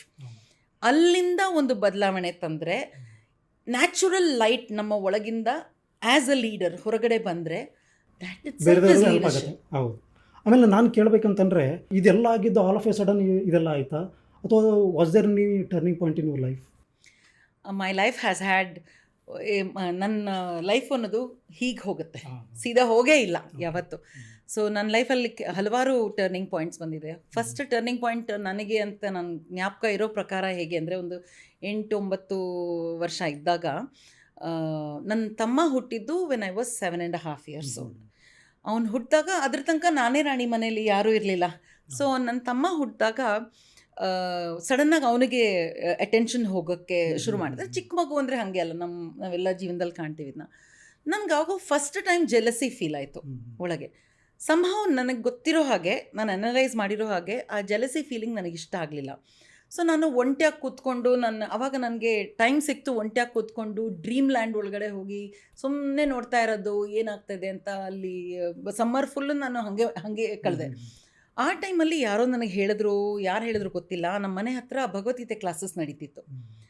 ಸತ್ಯವಾಗ್ಲೂ ನಮ್ಮ ತಂದೆ ತಾಯಿಗೆ 2-3 ವರ್ಷಕ್ಕೆ ಮುಂಚೆ ಗೊತ್ತಾಯಿತು. ನಾನು 8 ವರ್ಷ 9 ವರ್ಷ ಎಲ್ಲರೂ ಆಟ ಆಡೋ ಟೈಮಲ್ಲಿ 5 ರಿಂದ 6 ನಾನು ಹೋಗಿ ಭಗವದ್ಗೀತೆ ಕಲಿತಾ ಇದ್ದೆ, ಶ್ಲೋಕಗಳು ಕಲಿತಾ ಇದ್ದೆ. That was I think the first turning point in my life. ನನ್ನ ಲೈಫನ್ನ ಶೇಪ್ ಮಾಡೋದು. ಹಾಗೆ ಹೊರಟಾಗ ಮತ್ತು ಕಾಲೇಜು ಸ್ಕೂಲು ಎಲ್ಲ ತುಂಬ ಜಾಲಿ ಲೈಫ್ ಇತ್ತು ನನಗೆ. ಅಂದರೆ ಏನು ಪ್ರೆಷರ್ ಇರಲಿಲ್ಲ. ಓದೋದ್ರಲ್ಲಿ ನಾನು ಯಾವತ್ತೂ ಲಾಸ್ಟಿಂದ 2-3 ಇದ್ದೆ ಅಷ್ಟೇ. ಬಟ್ ಡ್ಯಾನ್ಸ್, ಡ್ರಾಮಾ, ಮ್ಯೂಸಿಕ್ ಅಂದರೆ ಸ್ಪೀಕಿಂಗ್ ಅಂದರೆ ನಂಬರ್ 1. ಎಲ್ಲನೂ ಬರುತ್ತೋ ಬರಲ್ವೋ ಸೇರ್ಕೊಂಡ್ಬಿಡೋದು. ಸೊ ಹಾಗೆ ನಡೀತಾ ಇತ್ತು. ನ್ಯಾಚುರಲಿ ನಾನು ಸೇಲ್ಸ್ ಜಾಬ್ ತೊಗೊಂಡೆ. ಅಲ್ಲಿ I met my ex husband. ಆಮೇಲೆ ಮದುವೆ ಆಯಿತು. My second turning point in my life was my divorce. ತುಂಬ ಕಷ್ಟಗಳು ಅನುಭವಿಸ್ಬಿಟ್ಟೆ. Mental torture, emotional torture, physical ಟಾರ್ಚರ್ಗಿಂತ ಇದು ದೀಸ್ ಬಿಕಮ್ಸ್ ದೊಡ್ಡ ಸ್ಕಾರ್ ಆಗೋಗುತ್ತೆ, ಆಯಿತಾ. ಸೊ ನನ್ನ ಲೈಫಲ್ಲಿ, ನನ್ನ ಪ್ರೊಫೆಷ್ನಲ್ ಲೈಫಲ್ಲಿ ಎಷ್ಟು ನನ್ನ ಮೇಲಕ್ಕೆ ಹೋಗ್ತಾ ಇದ್ನೋ ಅಷ್ಟೇ ನನ್ನ ಪರ್ಸ್ನಲ್ ಲೈಫ್ ಕೆಳಗೆ ಹೋಗ್ತಾ ಇತ್ತು. ಈ ಎಲ್ಲ ಸ್ಟ್ರೆಸ್ಸಲ್ಲಿ ನನಗೆ ಕನ್ಸೆಪ್ಷನ್ ಆಗಲಿಲ್ಲ, ಮಗು ಮಾಡ್ಕೊಳಕ್ಕಾಗಲಿಲ್ಲ. ಎಲ್ಲರೂ ಹೇಳಿದ್ರು ಮಗು ಹುಟ್ಟಿದ್ರೆ ಎಲ್ಲ ಸರೋಗತ್ತೆ ಲೈಫಲ್ಲಿ ಅಂತ, ಮಗು ಬಂದು ಚೇಂಜ್ ತರುತ್ತೆ ಅಂತ. ಸೊ ಟ್ರೀಟ್ಮೆಂಟ್ ತೊಗೊಂಡೆ ಇಲ್ಲೇ ನಮ್ಮ ಗುಣಶೀಲ, ಡಾಕ್ಟರ್ ಗುಣಶೀಲ. ಫಸ್ಟ್ ಸೈಕಲಲ್ಲೇ ನನಗೆ ಪ್ರೆಗ್ನೆನ್ಸಿ ಬಂತು. ನನ್ನ ಡ್ರೀಮ್ ಏನಿತ್ತಂದರೆ ಮಗು ಬಂದರೆ 3 ಇಯರ್ಸ್ ನಾನು ಏನೂ ಮಾಡಲ್ಲ, ಮನೇಲಿ ಇದ್ಕೊಂಡು ಮಗು ನಾನು ನೋಡ್ಕೋತೀನಿ ಅನ್ನೋ ಥರ ಒಂದು ಯೋಚನೆ ಇಟ್ಕೊಂಡಿದ್ದೆ. That was my dream. ಹಾಗೆ ಮಾಡಿದಾಗ ನನಗೆ ನನ್ನ ಟಾರ್ಚರ್ ಲೆವೆಲ್ಸ್ ತುಂಬ ಏರೋಯ್ತು. Gaslighting was every day. Gaslighting ಅಂತಂದರೆ ಒಬ್ಬರಿಗೆ ಹೇಳೋದು, ನೀನು ಏನೂ ಮಾಡೋಕ್ಕೆ ಬರಲ್ಲ, ನಿನಗೆ ಒಂದು ಜೋಡಿ ಬಟ್ಟೆ ಕೂಡ ನೀನೇ ತೊಗೊಳಕ್ಕೆ ಬರಲ್ಲ, ನೀನು ವೇಸ್ಟು. ಇದನ್ನೇ ಕೇಳ್ತಾ ಏನಾಗುತ್ತೆ, ಮನಸ್ಸು ಒಂದು ಲೆವೆಲಲ್ಲಿ ಹೋಗ್ಬಿಟ್ಟು ಹೌದು ನಾನು ಹಿಂಗೆ ಅಲ್ಲ, ಹೌದು ನನಗೇನು ಬರಲ್ಲ ಅಲ್ಲ, ಹೌದು ನಾನು ವೇಸ್ಟ್ ಅಲ್ವಾ, ಆ ಲೆವೆಲ್ಗೆ ಹೊರಟೋಗುತ್ತೆ. My second turning point in my life ಒಂದು ಫೇಸು. ಎಷ್ಟು ನಾನು ಕಾಲೇಜ್ ಟೈಮಲ್ಲಿ ಬೆಳೆಯೋ ಟೈಮಲ್ಲಿ ಆಮೇಲೆ ಕೂಡ ಎಷ್ಟು ಕಾನ್ಫಿಡೆಂಟ್ ಆಗಿದ್ನೋ ಅಷ್ಟೇ ನನ್ನ ಕಾನ್ಫಿಡೆನ್ಸ್ ಬೀಳಕ್ಕೆ ನಾನೇ ಅವಕಾಶ ಮಾಡಿಕೊಟ್ಟಂಗಾಯಿತು. It led to a time where every day I was thinking how can I commit suicide. ನಾನೇನೋ ಮಾಡ್ಕೊಳಕ್ಕೆ ಹೋಗೋದು, ಮಗು ಹೊತ್ಬಿಡೋದು, ಆವಾಗ ಓಕೆ ಒಂದು 5 ನಿಮಿಷ ಆದಮೇಲೆ ಮಾಡೋಣ ಅನ್ನೋ ಥರ. ಇದು ಒಂದು ಫೇಸು. ಒಂದು ದಿವಸ ಏನೋ ಮಾಡ್ತಾ ಇರ್ಬೇಕಾದ್ರೆ ನಾನು ಮನಸ್ಸಲ್ಲಿ ಬಂತು, ಯಾಕೆ ನಾನು ಹೀಗಾಗಿದ್ದೀನಿ, ಇದು ರಾಕ್ ಬಾಟಮು. ನಾನು ಇನ್ನೊಂದು ಮನಸ್ಸು, ಅದೇ ನಮ್ಮ ದೇವ್ರ ಮನಸ್ಸು ಅಂತ ಒಂದಿರುತ್ತಲ್ಲ, ಗಾಡ್ಲಿ ಮೈಂಡ್ ಅಂತ ಬರುತ್ತಲ್ಲ, ಅದು ಹೇಳ್ತು ದಿಸ್ ಇಸ್ ರಾಕ್ ಬಾಟಮ್, ಇದಕ್ಕಿಂತ ಕೆಳಗೆ ಹೋಗೋಕ್ಕೆ ಸಾಧ್ಯನೇ ಇಲ್ಲ. ಈ ಲೈಫ್ ನಂದಲ್ಲ, ನಮ್ಮ ಪೇರೆಂಟ್ಸ್ ಕೊಟ್ಟಿರೋದು. ದೇವ್ರು ನನ್ನ ಇಲ್ಲಿ ಕಳಿಸಿರೋದು ಯಾತಕ್ಕೆ, ಆ ಲೈಫಿನ ಅರ್ಥ ನಾನು ಮುಂಚೆ ಓದಿದ್ದು, ಮುಂಚೆ ಕಲ್ತಿದ್ದು, ಭಗವದ್ಗೀತೆ, ಭಾಗವತಮ್ ಎಲ್ಲನೂ ನಾನು ಒಂದು 2 ಸೆಕೆಂಡ್ ಏನೋ ಹೇಳ್ಬೋದಾ, ಡೀಪರ್ ಕಾನ್ಸೆಪ್ಟ್ ಹೇಳ್ಬೋದಾ. ಲೈಫ್ ಅಂದರೆ ಯಾತಕ್ಕೆ ಒಂದು ಆತ್ಮ ಕೆಳಗೆ ಬರುತ್ತೆ ಅನ್ನೋದು ನನಗೆ ಅವಾಗ ಓದಿದ್ದೆಲ್ಲ ಮುಂದಕ್ಕೆ ಬಂತು. ಒಂದು, ಹಿಂದಿನ ಪಾಪಕರ್ಮಗಳನ್ನ ಕಳ್ಕೊಳ್ಳೋಕ್ಕೆ ಮತ್ತು ಹೊಸ ಕರ್ಮಗಳನ್ನ ಕ್ರಿಯೇಟ್ ಮಾಡೋಕ್ಕೆ, ಆಯಿತಾ. ಗುಡ್ ಬ್ಯಾಡ್ ಆಗಲಿ, ಯಾವ ಥರ ಕರ್ಮನೇ ಆಗಲಿ, ಅದು ಅನುಭವಿಸೋಕ್ಕೆ, ಕರ್ಮ ಅನುಭವಿಸೋಕ್ಕೆ. That is one reason why ಆತ್ಮ ಕೆಳಗಡೆ ಲೈಫ್ ಎಕ್ಸ್ಪೀರಿಯನ್ಸ್ ಮಾಡೋಕ್ಕೆ ಬರುತ್ತೆ. ಇನ್ನೊಂದು, ಆತ್ಮ ಬರೀ ಹೇಳ್ತಾರಲ್ಲ ಹಣೆ ಬರಹ ಅಂತಾರಲ್ಲ, ದೇವ್ರು ಬರೆಯೋದಲ್ಲ ಹಣೆ ಬರಹ. ನಾವೇ ವಾಪಸ್ ಹೋದ್ಮೇಲೆ ನಾವು ನೋಡ್ತೀವಿ, ಪಿತೃಲೋಕದಲ್ಲಿ ಇರಬೇಕಾದ್ರೆ ನಮಗೆ ಗೊತ್ತಾಗತ್ತೆ ಯಾವ್ಯಾವ ಲೈಫಲ್ಲಿ ನಾವು ಏನೇನೆಲ್ಲ ಅನುಭವಿಸಿದ್ವಿ, ಏನು ಲೆಸನ್ಸ್ನ, ಪಾಠಗಳನ್ನ ಕಲಿತಿದ್ದೀವಿ ಆ್ಯಸ್ ಅನ್ ಆತ್ಮ, ನಾವು ಏನು ಪಾಠಗಳನ್ನ ಕಲ್ತಿದ್ದೀವಿ ಅನ್ನೋದು ನಮಗೆ ಜ್ಞಾಪಕಕ್ಕೆ ಬರುತ್ತೆ. ನೆಕ್ಸ್ಟು ಏನೇನು ಕಲಿತಿದ್ದೀವಿ, ಯಾವ ಥರ ಎಕ್ಸ್ಪೀರಿಯನ್ಸ್ ಇಟ್ಕೊಂಡಿದ್ದೀವಿ, ಆಲ್ರೆಡಿ ಸಿಕ್ಕಿದೆ, ಅದಕ್ಕಿಂತ ಭಿನ್ನವಾದ ಡಿಫ್ರೆಂಟಾಗಿ ಒಂದು ಎಕ್ಸ್ಪೀರಿಯನ್ಸ್ನ ನೆಕ್ಸ್ಟ್ ಟೈಮ್ ಕೆಳಗೆ ಹೋದಾಗ ನಾವು ಕಲಿಬೇಕು. ಸೊ ಇದನ್ನು ಮನಸ್ಸಲ್ಲಿ ಇಟ್ಕೊಂಡು, ಕರ್ಮಗಳನ್ನ ಕೊಡೋದು ತೊಗೊಳ್ಳೋದನ್ನು ಮನಸ್ಸಲ್ಲಿ ಇಟ್ಕೊಂಡು, ಮತ್ತು 3ನೇ ವಿಷಯ ಏನಂದರೆ, ನಾವು ಭಗವಂತನಿಂದ ಬಂದಿರೋದು, ಪರಮಾತ್ಮನಿಂದ ಬಂದಿರೋದು ಜೀವಾತ್ಮ ನಮ್ಮದು ಅಲ್ವಾ. ಅದರ ಧ್ಯೇಯ ಏನು, ಅಲ್ಲಿಂದ ಬಂದಿರೋದು ಮತ್ತೆ ಅನುಭವಗಳ ಮೂಲಕ, ಕರ್ಮಗಳ ಮೂಲಕ ವಾಪಸ್ ಅಲ್ಲೇ ಹೋಗಬೇಕು. ನಮ್ಮ ಮನೆ ಅದೇ ಪರಮಾತ್ಮನಿಗೆ ಸೇರಬೇಕು. ಸೊ ಈ ಜರ್ನಿ ಇದೆಯಲ್ಲ, ಅಲ್ಲಿಂದ ಬಂದಿದ್ದಕ್ಕಿಂತ ಇಲ್ಲಿಗೆ ವಾಪಸ್ ಹೋಗೋದಕ್ಕೆ ಅದಕ್ಕೆ ಒಂದು 1000 ಜನ್ಮಗಳು ತಾಳಬೇಕಾಗತ್ತೆ. ಬಟ್ ಏನಂದರೆ, ಒಂದೊಂದು ಜನ್ಮದಲ್ಲೂ ನಾವು ಹೇಗೆ ಏನು ಮಾಡ್ತಾ ನಾವು ಮುಂದಕ್ಕೆ ಭಗವಂತನ ಡೈರೆಕ್ಷನಲ್ಲಿ, ಅವನ ಕಡೆ ಹೇಗೆ ಒಂದೊಂದು ಹೆಜ್ಜೆ ಇಟ್ಟು ಮುಂದಕ್ಕೆ ಹೋಗಬೇಕು. ಇದು 3ನೇದು, ಕರ್ಮ, ಎಕ್ಸ್ಪೀರಿಯನ್ಸ್ ಅಂದರೆ ಸ್ಟೋರಿ ಎಕ್ಸ್ಪೀರಿಯನ್ಸ್, ಮತ್ತು ವಾಪಸ್ ಭಗವಂತನದು. ಈ 3 ರೀಸನ್ನು, ಇದಕ್ಕೋಸ್ಕರ ನಾವು ಜೀವಾತ್ಮವಾಗಿ ಒಂದು ಲೈಫ್ ಅನುಭವಿಸೋಕ್ಕೆ ನಾವು ಬರ್ತೀವಿ. ಇದು ಭಾಗವತದಲ್ಲೂ ಇದೆ. ಇದು ನನಗೆ ಅವಾಗ ಜ್ಞಾಪಕ ಬಂತು. ಇದೇ ಥರ ಸಿಚುವೇಶನಲ್ಲಿ ಸುಮಾರು ಜನ ಇರ್ತಾರೆ, ಹೆಣ್ಮಕ್ಳಾಗಿರ್ಬೋದು, ಗಂಡಸರಾಗಿರ್ಬೋದು, ಮಕ್ಕಳಾಗಿರ್ಬೋದು. ಈ ಥರ ಸಂಕಷ್ಟಮಯವಾದಂಥ ಸಿಚುವೇಶನಲ್ಲಿ ಬೇಕಾದಷ್ಟು ಜನ ಇದ್ರು ಸರ್. ನಾವು ಈ ಜಗತ್ತಿಗೆ ಬಂದಿದ್ದಕ್ಕೆ, ಇಲ್ಲಿ ಬಂದಿದ್ದು ನನ್ನ ಕೆಲಸ ಮುಗೀತು ಅಂತ ಅಂದ್ಬಿಟ್ಟು ಏನೇನೋ ಆ್ಯಕ್ಷನ್ಗಳನ್ನು ತಗೋ ಸಾಧ್ಯತೆ ಇರ್ತವೆ, ಎಕ್ಸ್ಟ್ರೀಮ್ ಆ್ಯಕ್ಷನ್ಗಳನ್ನು ತಗೊಳ್ಳೋ ಸಾಧ್ಯತೆ ಇರುತ್ತೆ. ಅವ್ರಿಗೆ ಏನಾದರೂ ನೀವು ಟಿಪ್ಸ್ ಕೊಡೋದಕ್ಕೆ ಸಾಧ್ಯತೆ ಇದನ್ನ ಇಂಥ ಈ ನಿಮ್ಮ ಎಕ್ಸ್ಪೀರಿಯನ್ಸ್ ಪ್ರಕಾರ, ಅಥವಾ ಇದು ಅವ್ರಿಗೆ ಎಲ್ಲರಿಗೂ ಕೂಡ ಒಂದು ಒಳ್ಳೆ ಪಾಠ ಕೂಡ ಅಲ್ವಾ? ಕರೆಕ್ಟು. ಪ್ರಸಾದ್, ನಾವು ಮುಂಚೆ ಹೇಳಿದ್ನಲ್ಲ, ಈ ಥರ ಪ್ರತಿಯೊಬ್ಬರೂ ಈ 3 ರೀಸನ್ಗೆ ಬರ್ತಾರೆ. ಕರ್ಮಗಳು, ಕೊಡೋದು ತಗೊಳ್ಳೋದು, ಹೊಸ ಕರ್ಮಗಳನ್ನ ಕ್ರಿಯೇಟ್ ಮಾಡೋದು. ಎರಡನೇದು, ತಮ್ಮ ಒಂದು ಕಥೆನ ಅವರೇ ಹಣೆ ಬರಹ ಅಂತ ಇರುತ್ತಲ್ಲ, ಅವರೇ ಬರೆದಿರೋದು. ಅಲ್ಲಿಂದ ಒಂದು ಇಂಪಾರ್ಟೆಂಟ್ ವಿಷಯ ಏನು ಜ್ಞಾಪಕದಲ್ಲಿ ಇಟ್ಕೋಬೇಕು ಅಂದರೆ, ನಾವು ಎಲ್ಲಿಂದ ಈ ಕತೆ ಬರ್ತಿರ್ತೀವೋ, ಪಿತೃಲೋಕದಲ್ಲಿದ್ದಾಗ ಕತೆ ಬರಿತೀವಿ. ಈ ಕಥೆನ ಅನುಭವ ಮಾಡೋಕ್ಕೆ ಇಲ್ಲಿ ಬರ್ತಾ ಇರೋದು. ಅಲ್ಲಿಂದ ಏನು ಯೋಚನೆ ಬರುತ್ತೆ,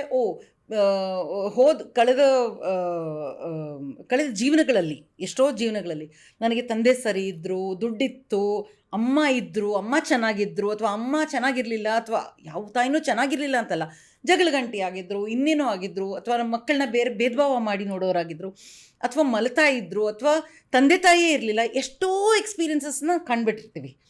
ಈ ಸತಿ ಆವಾಗ ಆ ಆತ್ಮ ಬರಿಬೋದು, ಈ ಸತಿ ನನಗೆ ಹೊಸ ಅನುಭವ ಬೇಕು.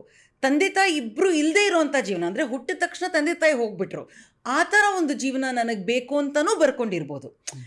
ಆ ಲೆವೆಲಲ್ಲಿ, ಆ ಆತ್ಮಲೋಕದಲ್ಲಿ ನಮಗೆ ಖುಷಿ, ದುಃಖ ಅಥವಾ ನೋವು, ನಲಿವು ಏನೂ ಇರಲ್ಲ. It is a zero place. ಏನೂ ಎಕ್ಸ್ಪೀರಿಯನ್ಸ್ ಇಲ್ಲ, ಏನೂ ಫೀಲಿಂಗ್ ಇಲ್ಲ. ಈ ಪಂಚೇಂದ್ರಿಯಗಳು ಕೆಲಸ ಮಾಡೋದಕ್ಕೆ ಬಾಡಿ ಬೇಕು.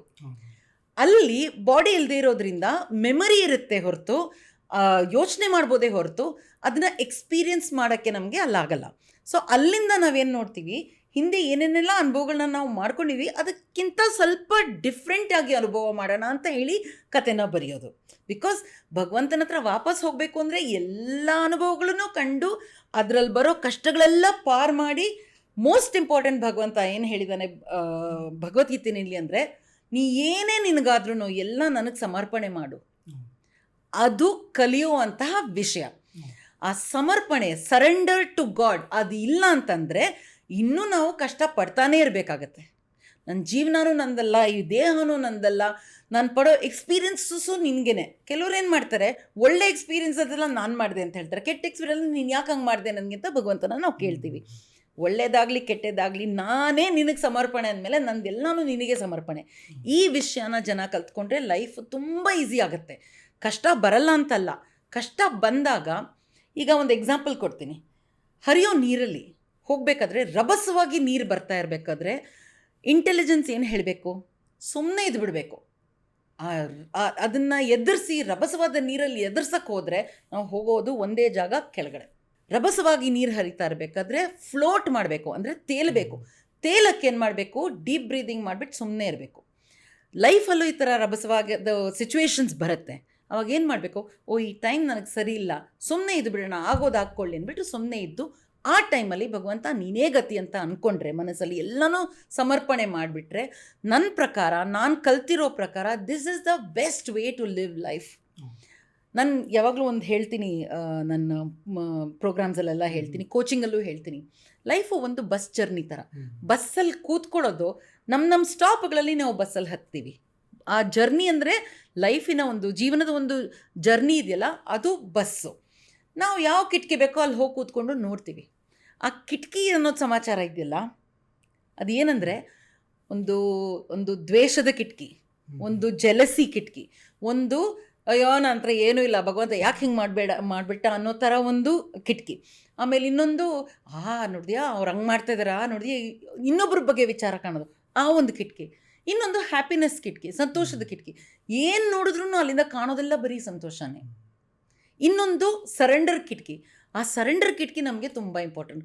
ಎಷ್ಟೋ ಜನ ನಾವು ಮೋಸ್ಟ್ಲಿ ಜೀವನ ಕಳೆದು ಬಿಡ್ತೀವಿ, ಆ ಸರೆಂಡರ್ ಅನ್ನೋದು ಬರೋದಿಲ್ಲ. ಅದಕ್ಕೇ ಒಂದು ಆತ್ಮ ಹುಟ್ಟಿದ್ರಿಂದ ಹೋಗೋವರೆಗೂ ಎಲ್ಲೋ ಈ ಪೋರ್ಷನ್ ಇದೆ ನೋಡಿ, ಸರೆಂಡರ್ ನಾವು ಕಲ್ತ್ಕೋತೀವಿ. ಅಂದರೆ ಇದರ ಉದ್ದೇಶ, ನಾವು ಬಂದಿರೋ ಉದ್ದೇಶನ ಮರಿಬಾರ್ದು. ಇಲ್ಲಿ ಭೂಮಿಗೆ ಬಂದಿರೋದು ಒಂದು, ಆಮೇಲೆ ಏನು ಕಷ್ಟ ಸುಖ ಏನಾದರೂ ಬರಲಿ ಅದನ್ನು ನಾವು ಧೈರ್ಯವಾಗಿ ಎದುರಿಸಬೇಕು, ಅನ್ಯಥಾ ಯಾವುದೇ ಒಂದು ಆ್ಯಕ್ಷನನ್ನು ತೊಗೊಳೋದಕ್ಕೆಲ್ಲ ಹೋಗಬಾರ್ದು ಅನ್ನೋದು ಮೂಲ ಉದ್ದೇಶ. ಕರೆಕ್ಟ್. ಬ್ರ್ಯಾಂಡ್ ಕೋಚಿಂಗ್ ಇದ್ರ ಬಗ್ಗೆ ಎಲ್ಲ ಮಾತಾಡ್ತಾ ಇದ್ವಲ್ಲ, ನಾವು ಸುಮಾರು ಸಲ ಮಾತಾಡಿರ್ತೀವಿ. ಅಂದರೆ ಇವರು ಬಾರ್ನ್ ಲೀಡರ್, ಇವರು ಈಗ ನರೇಂದ್ರ ಮೋದಿ ಆಗಿರ್ಬೋದು, ಅಬ್ದುಲ್ ಕಲಾಂ ಆಗಿರ್ಬೋದು, ಅಥವಾ ಸುಮಾರು ಜನ ಈ ಥರ ಬೇಕಾದಷ್ಟು ಲೀಡರ್ಸ್ನೆಲ್ಲ ನೋಡಿರ್ತೀವಿ. ಅವರು he is a Born leader ಅಂತ ನಾವು ಅನ್ಕೋತಾ ಇರ್ತೀವಿ. ಈ ಬಾರ್ನ್ ಲೀಡರ್ಶಿಪ್ ಅಂದರೆ ಏನು, ಅವ್ರಿಗೂ ಕೂಡ ಯಾವುದೇ ಒಂದು ಹಂತದಲ್ಲಿ ಕೋಚಿಂಗ್ ಏನಾದರೂ ಬೇಕಾಗಿರತ್ತಾ? ಅಂದರೆ ನಾವು ಬರೀ ಇವರೊಬ್ಬರದೇ ವಿಷಯ ಹೇಳ್ತಾ ಇಲ್ಲ, ಯಾರಿಗಾದರೂ ಕೂಡ ಪ್ರತಿಯೊಬ್ಬರಿಗೂ ಈ ಥರ ಒಂದಿಲ್ಲ ಒಂದಲ್ಲ ಹಂತದಲ್ಲಿ ಈ ಥರ ಕೋಚಿಂಗ್ ಏನಾದರೂ ಅವಶ್ಯಕತೆ ಇದೆನಾ ಅಥವಾ ಇಲ್ವೇ ಇಲ್ವಾ? Very very good question Prasad, and thank you ಈ ಕ್ವೆಶನ್ ಕೇಳಿದ್ದಕ್ಕೆ ಥ್ಯಾಂಕ್ಸ್. ಈಗ ಅಗೇನ್ ಒಂದೆರಡು ಹೆಜ್ಜೆ ಹಿಂದೆ ಹೋಗಿ ನಾನು ಶುರು ಮಾಡ್ತೀನಿ. ಈಗ ನಾನು ಹೇಳಿದೆ ಆತ್ಮಗಳೆಲ್ಲ ಹುಟ್ಟಿದಾಗ ಮಗು ಥರ ಇರುತ್ತೆ, ಅದು ನಮ್ಮ ಮನುಷ್ಯರ ಮಗು ಥರ ಇರುತ್ತೆ ಆತ್ಮ, ಏನು ಗೊತ್ತಿರಲ್ಲ. ಅಲ್ಲಿಂದ ಹಿಡಿದು ಬೆಳೀತಾ ಬೆಳೀತಾ ಬೆಳೀತಾ ಬೆಳೀತಾ ವೃದ್ಧ, ವೆರಿ ವೈಸ್, ಎಲ್ಲ ಗೊತ್ತಿರೋ ಒಂದು ಆತ್ಮ ಆಗಿ ಆಮೇಲೆ ಅದು ಐಕ್ಯ ಆಗುತ್ತೆ. ಎಲ್ಲೋ ಇದ್ರ ಮಧ್ಯ ಒಂಚೂರು ಈ ಕಡೆಯಿಂದ ಆ ಕಡೆ ತನಕನೂ ನಾವು ಏನು ಮಾಡೋಕ್ಕೆ ಬಂದಿದ್ದೀವಿ ಅನ್ನೋದನ್ನ ನಾವು ಹೇಳಿದ್ನಲ್ಲ, ಹಣೆ ಬರ್ಕೊಂಬರ್ತೀವಿ. ಅದು ಬಂದಾಗ ಒಂದು ಮನುಷ್ಯ ಲೋಕದಲ್ಲಿ ಒಂದು ಮಗು ಹುಟ್ಟಿದಾಗ ಅದು ಏನೂ ಗೊತ್ತಿರಲ್ಲ. ಯಾಕೆ ಅಂದರೆ ಅಲ್ಲಿಂದ ಬರ್ತಾ ಇಲ್ಲಿಗೆ ಬಂದು ಸೇರೋ ಅಷ್ಟೊತ್ತಿಗೆ, ಆ ಲೋಕದಿಂದ ಈ ಲೋಕಕ್ಕೆ ಬರೋ ಅಷ್ಟೊತ್ತಿಗೆ ಒಂದು ಅಕ್ಕಿ ಆಡಿಸ್ತಾರಲ್ಲ, ಅದಕ್ಕೇನು ಜಾಲರಿ ಅಂತೀವ, ಜರಡಿ, ಆ ಜರಡಿ ಇರುತ್ತೆ. ಇಮ್ಯಾಜಿನ್ ಮಾಡ್ಕೊಳ್ಳಿ, ಆ ಜರಡಿ ಇದೆ ಅಂತ. ನಾವು ಏನೇನು ಅಂದ್ಕೊಂಡಿದ್ವು, ಏನೇನು ಮಾಡಬೇಕು ಅಂತ ಅಂದ್ಕೊಂಡಿದ್ವೋ ಆ ಜರಡಿ ಮೂಲಕವಾಗಿ ಹೋಗಿ ಅಲ್ಲೇ ಉಳ್ಕೊಂಡ್ಬಿಡುತ್ತೆ. ಇಲ್ಲಿ ಬರಬೇಕಾದ್ರೆ ಅದು ಏನೂ ಜ್ಞಾಪಕ ಇರಲ್ಲ. ಇದು ಒಂದು ರೀಸನ್ನು. ಎಷ್ಟೋ ಜನ ನಾನು ಕೇಳಿದ್ದೀನಿ, ಹೇಳ್ತಾರೆ ಮಕ್ಕಳು ಇನ್ನೊಂದು ಸ್ವಲ್ಪ ಅದನ್ನ ಜ್ಞಾಪಕ ಮಾಡ್ಕೊಳ್ತಾ ಇರ್ತಾರೆ ಎಲ್ಲಿಂದ ಬಂದರು, ಅದಕ್ಕೆ 40 ದಿವಸ ಅದು ಗೊತ್ತಿಲ್ಲದೇ ನಗುತ್ತೆ ಅಂತ ಇರಬಹುದೇನೋ, ನನಗೆ ಅದ್ರ ಬಗ್ಗೆ ಗೊತ್ತಿಲ್ಲ. ಬಟ್ ಇಲ್ಲಿ ಬಂದ ಮೇಲೆ ಅದು ಏನು ಧ್ಯೇಯದಿಂದ ಬಂದಿರ್ತೀವೋ ಅದ್ರ ಮೇಲೆ ಒಂದು ಸ್ವಲ್ಪ ಮಣ್ಣು ಹಾಕ್ತೀವಿ. ಯಾರೋ ಪೇರೆಂಟ್ಸು, ಆಮೇಲೆ ನಮ್ಮ ರಿಲೇಟಿವ್ಸು, ಆಮೇಲೆ ಸ್ಕೂಲಿಗೆ ಹೋಗೋರು. ಹೀಗೇ ಇರಬೇಕು, ಇದನ್ನು ಹೀಗೇ ಮಾಡಬೇಕು, ಒಂಚೂರು ಆ ಕಡೆ ಈ ಕಡೆ ಮಾಡಿದ್ರೆ ಸರಿಯಲ್ಲ ಅನ್ನೋದನ್ನು ನಮ್ಮ ಸಮಾಜ ರೆಡಿ ಮಾಡಿಬಿಟ್ಟಿದೆ. ಅದು ಒಂದು ಸ್ಟ್ರೈಟ್ ಜಾಕೆಟ್ ಅಂತ ಹೇಳ್ತೀವಿ, ಅದರಲ್ಲಿ ನಾವು ಫಿಟ್ ಆಗಬೇಕು. ಈಗ ಒಂದು ಚಿಕ್ಕ ಉದಾಹರಣೆ, ನಾನು ಚಿಕ್ಕ ವಯಸ್ಸಲ್ಲಿದ್ದಾಗ ಡೇ ಡ್ರೀಮರ್ ತುಂಬ ಆಗ್ತಿದೆ. ಯಾವಾಗ ನೋಡಿದ್ರು ಡಾನ್ಸು, ಯಾವಾಗ ನೋಡಿದ್ರು ಮ್ಯೂಸಿಕ್ಕು. ಸಮಾಜ ಏನು ಹೇಳ್ತು, ನಮ್ಮ ಮನೆಗೆ ಯಾರಾದರೂ ಬರ್ತಾ ಇದ್ರೆ ನಮ್ಮ ಮಗಳು ಇಷ್ಟು ರ್ಯಾಂಕು, ನಿಮ್ಮ ಮಗಳು ಎಷ್ಟು ರ್ಯಾಂಕು ಅಂತ ನಮ್ಮ ತಂದೆನ ಕೇಳೋರು. ಪಾಪ ನಮ್ಮ ತಂದೆ ಮುಖ ಚಿಕ್ಕದಾಗ್ಬಿಡೋದು. ಅವ್ರಿಗೆ ಅವಾಗ ಅಷ್ಟು ಇದಿತ್ತೋ ಇಲ್ವೋ, ಇಲ್ಲ ನನ್ನ ಮಗಳು ಡ್ಯಾನ್ಸಲ್ಲಿ ಫಸ್ಟು, ನಿಮ್ಮ ಮಗಳು ಎಷ್ಟನೇ ರ್ಯಾಂಕು ಡ್ಯಾನ್ಸಲ್ಲಿ ಅಂತ ಕೇಳೋಕ್ಕೆ ಅವ್ರಿಗೆ ಅಷ್ಟು ಗೊತ್ತಿರಲಿಲ್ಲ. It's okay. ಬಟ್ ಒಂದು ಸಮಾಜದಲ್ಲಿ ಇತ್ತು ಇದೇ ಥರ ಬೆಳಿಬೇಕು, ಹೀಗೆ ಹೋಗಬೇಕು ಅಂತ. ಲೀಡರ್ಶಿಪ್ ಬಗ್ಗೆ ನೀವು ಕೇಳಿದಾಗ ಮುಕ್ಕಾಲು ಭಾಗ ನಾನು ನೋಡಿಬಿಟ್ಟಿದ್ದೀನಿ. ಆ್ಯಂಡ್ ಇದು ನಾನು ಎಲ್ಲರಿಗೂ ಇದನ್ನೇ ಹೇಳ್ತಾ ಇದ್ದೀನಿ, ಪೇರೆಂಟ್ಸ್ಗೆ. ನೀವು ಮಕ್ಕಳನ್ನ ಸ್ಕೂಲಿಗೆ ಕಳಿಸ್ತೀರಾ, ಕಾಲೇಜಿಗೆ ಕಳಿಸ್ತೀರಾ, ಅಕಾಡೆಮಿಕ್ಸಲ್ಲಿ ರ್ಯಾಂಕ್ ತರಬೇಕು ಅಂತ ಎಕ್ಸ್ಪೆಕ್ಟ್ ಮಾಡ್ತೀರಾ, ಎಲ್ಲ ಕ್ಲಾಸಿಗೆ ಫಸ್ಟು ಅಂತ ಎಕ್ಸ್ಪೆಕ್ಟ್ ಮಾಡ್ತೀರಾ. ಇದು ಯಾರು ಹೇಳಿದ್ರು ಈ ಥರ ಆಗಬೇಕು ಅಂತ? ಇದು ಎಲ್ಲರೂ ಒಂದೇ ರೇಸ್ ಟ್ರ್ಯಾಕಲ್ಲಿ 4-5 ಇದಿರುತ್ತೆ. ರೇಸ್ ಟ್ರ್ಯಾಕಲ್ಲಿ 4-5 ಟ್ರ್ಯಾಕ್ಸ್ಗಳಿರುತ್ತೆ. ಎಲ್ಲರೂ ಒಂದೇ ಟ್ರ್ಯಾಕಲ್ಲಿ ಹೋದರೆ ಅದೆಲ್ಲ ಖಾಲಿನೇ ಇರುತ್ತಲ್ಲ, ಅಲ್ಲಿ ಹೋದರೆ ತಪ್ಪು ಅಂತ ಹೇಳಿದವ್ರು ಯಾರು? ಈಗ ಉದಾಹರಣೆಗೆ ನನ್ನನ್ನು ತಗೊಳ್ಳಿ, ನಾನು 40 ಚಿಲ್ಡ್ರನ್ ಒಂದು ಮಕ್ಕಳು ಕ್ಲಾಸಲ್ಲಿ 40 ಮಕ್ಕಳಿಗೆ 40 ಮಕ್ಕಳಿದ್ದರೆ ನಾನು 30ನೇ ರ್ಯಾಂಕ್ ತೊಗೊಂಬರ್ತಿದ್ದೆ ಅಪ್ರಾಕ್ಸಿಮೇಟ್ಲಿ, ಆಯಿತಾ? ಆವಾಗ ಅದು ನಮ್ಮ ತಂದೆ ತಾಯಿಗೆ ತಲೆ ತಗ್ಸೋಂಥ ಒಂದು ವಿಷಯ ಇದ್ದಿರಬಹುದೇನೋ.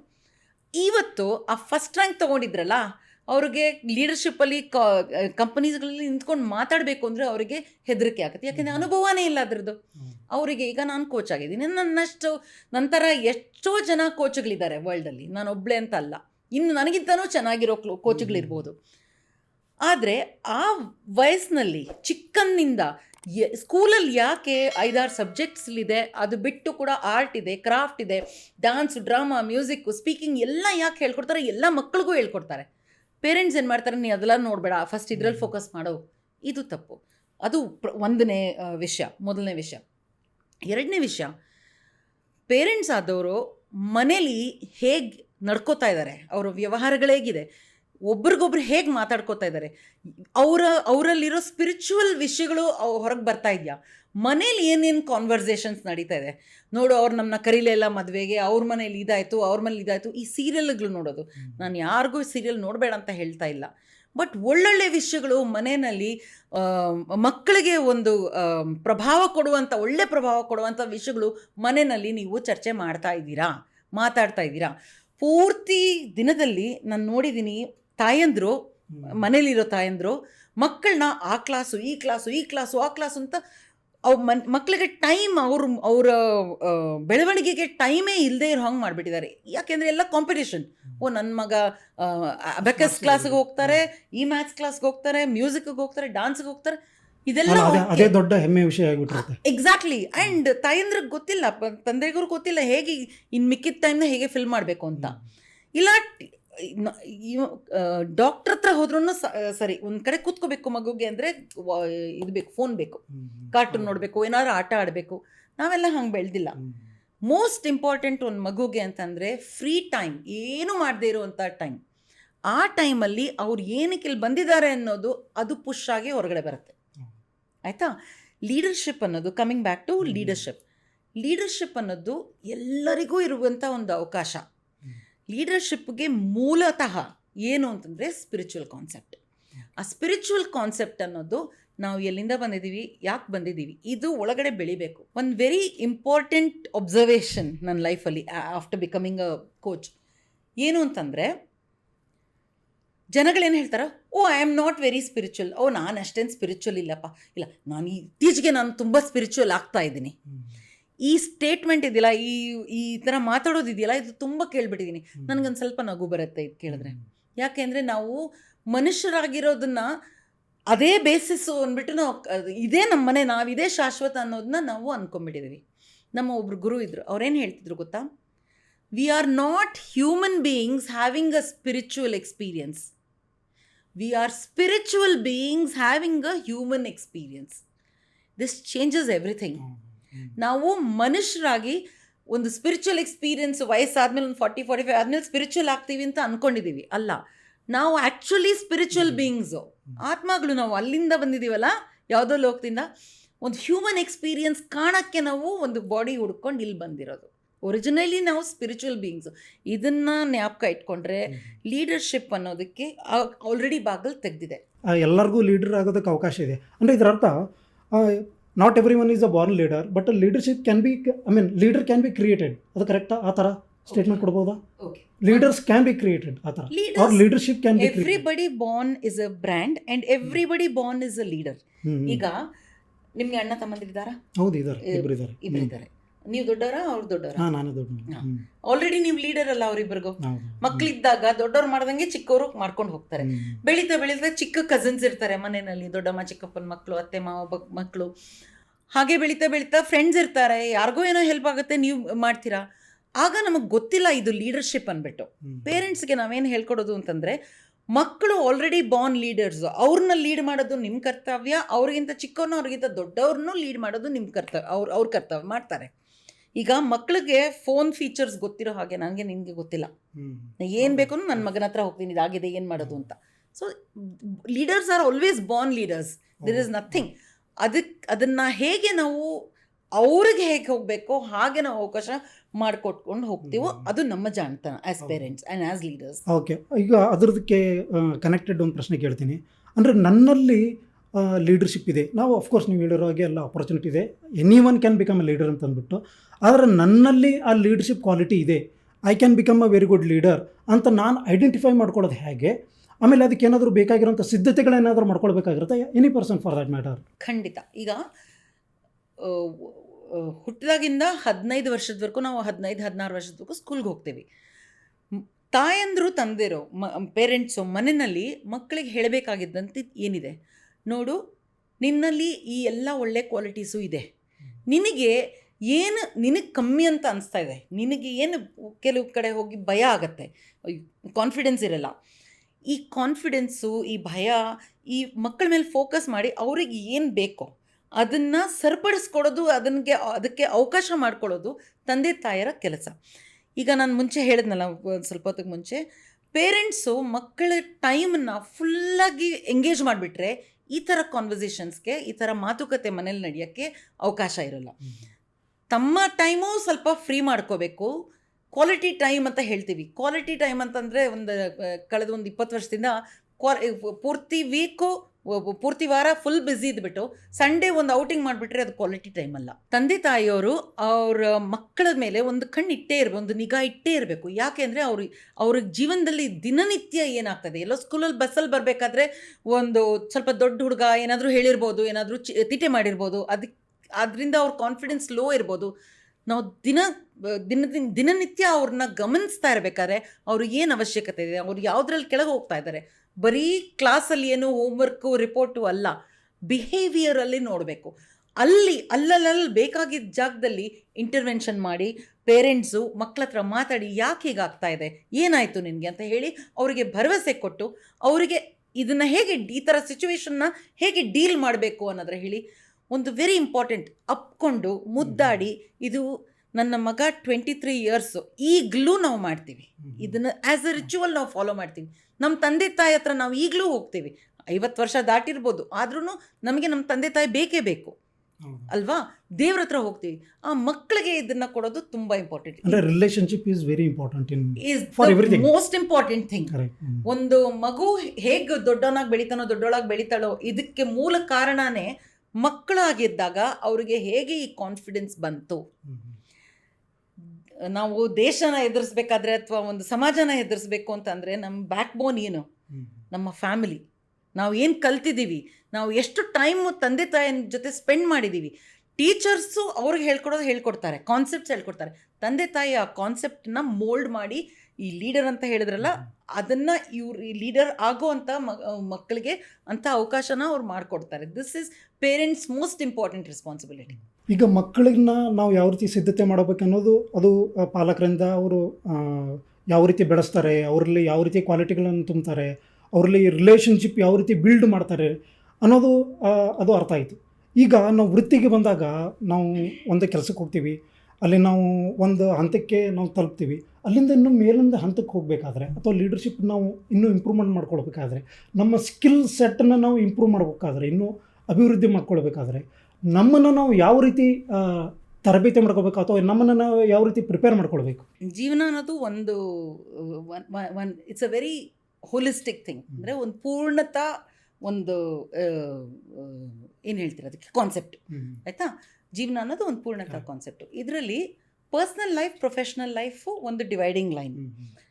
ಇಂಟ್ರೆಸ್ಟಿಂಗ್ ಕಾನ್ಸೆಪ್ಟ್ ಏನಂದರೆ, ನಾವು ಪ್ರೊಫೆಷ್ನಲ್ ಲೈಫಲ್ಲಿ ಬೆಳೀತಾ ಹೋದಾಗ, ನಮಗೆ ವಯಸ್ಸು ಆಗ್ತಾ ಹೋದಾಗ ಪರ್ಸ್ನಲ್ ಲೈಫಲ್ಲೂ ನಾವು ಬೆಳೀತಾ ಹೋಗ್ತೀವಿ. ಈಗ ಒಬ್ರಿಗೆ ಒಂದು 27-28 ವಯಸ್ಸಾಗಿದೆ ಅಂತ ಇಟ್ಕೊಳ್ಳಿ, ಅಸಿಸ್ಟೆಂಟ್ ಮ್ಯಾನೇಜರ್ ಅಥವಾ ಮ್ಯಾನೇಜರ್ ಲೆವೆಲ್ಗೆ ತಲುಪುವಂಥ ಒಂದು ಆಪರ್ಚುನಿಟಿ ಇರುತ್ತೆ ಪ್ರೊಫೆಷ್ನಲ್ ಲೈಫಲ್ಲಿ. ಅದೇ ಟೈಮಲ್ಲಿ ಅವರ ಪರ್ಸ್ನಲ್ ಲೈಫಲ್ಲಿ ಮದುವೆ ಆಗುವಂತಹ ಒಂದು ಬಾಗಿಲು ತೆಗೆದಿರುತ್ತೆ. ಮದುವೆಯ ಹುಡುಗಿ ನೋಡೋದು ಅಥವಾ ಹುಡುಗಿ ಯಾರಾದರೂ ಇದ್ದರೆ ಅದನ್ನ ಎಂಗೇಜ್ಮೆಂಟ್ ಆಗೋದು.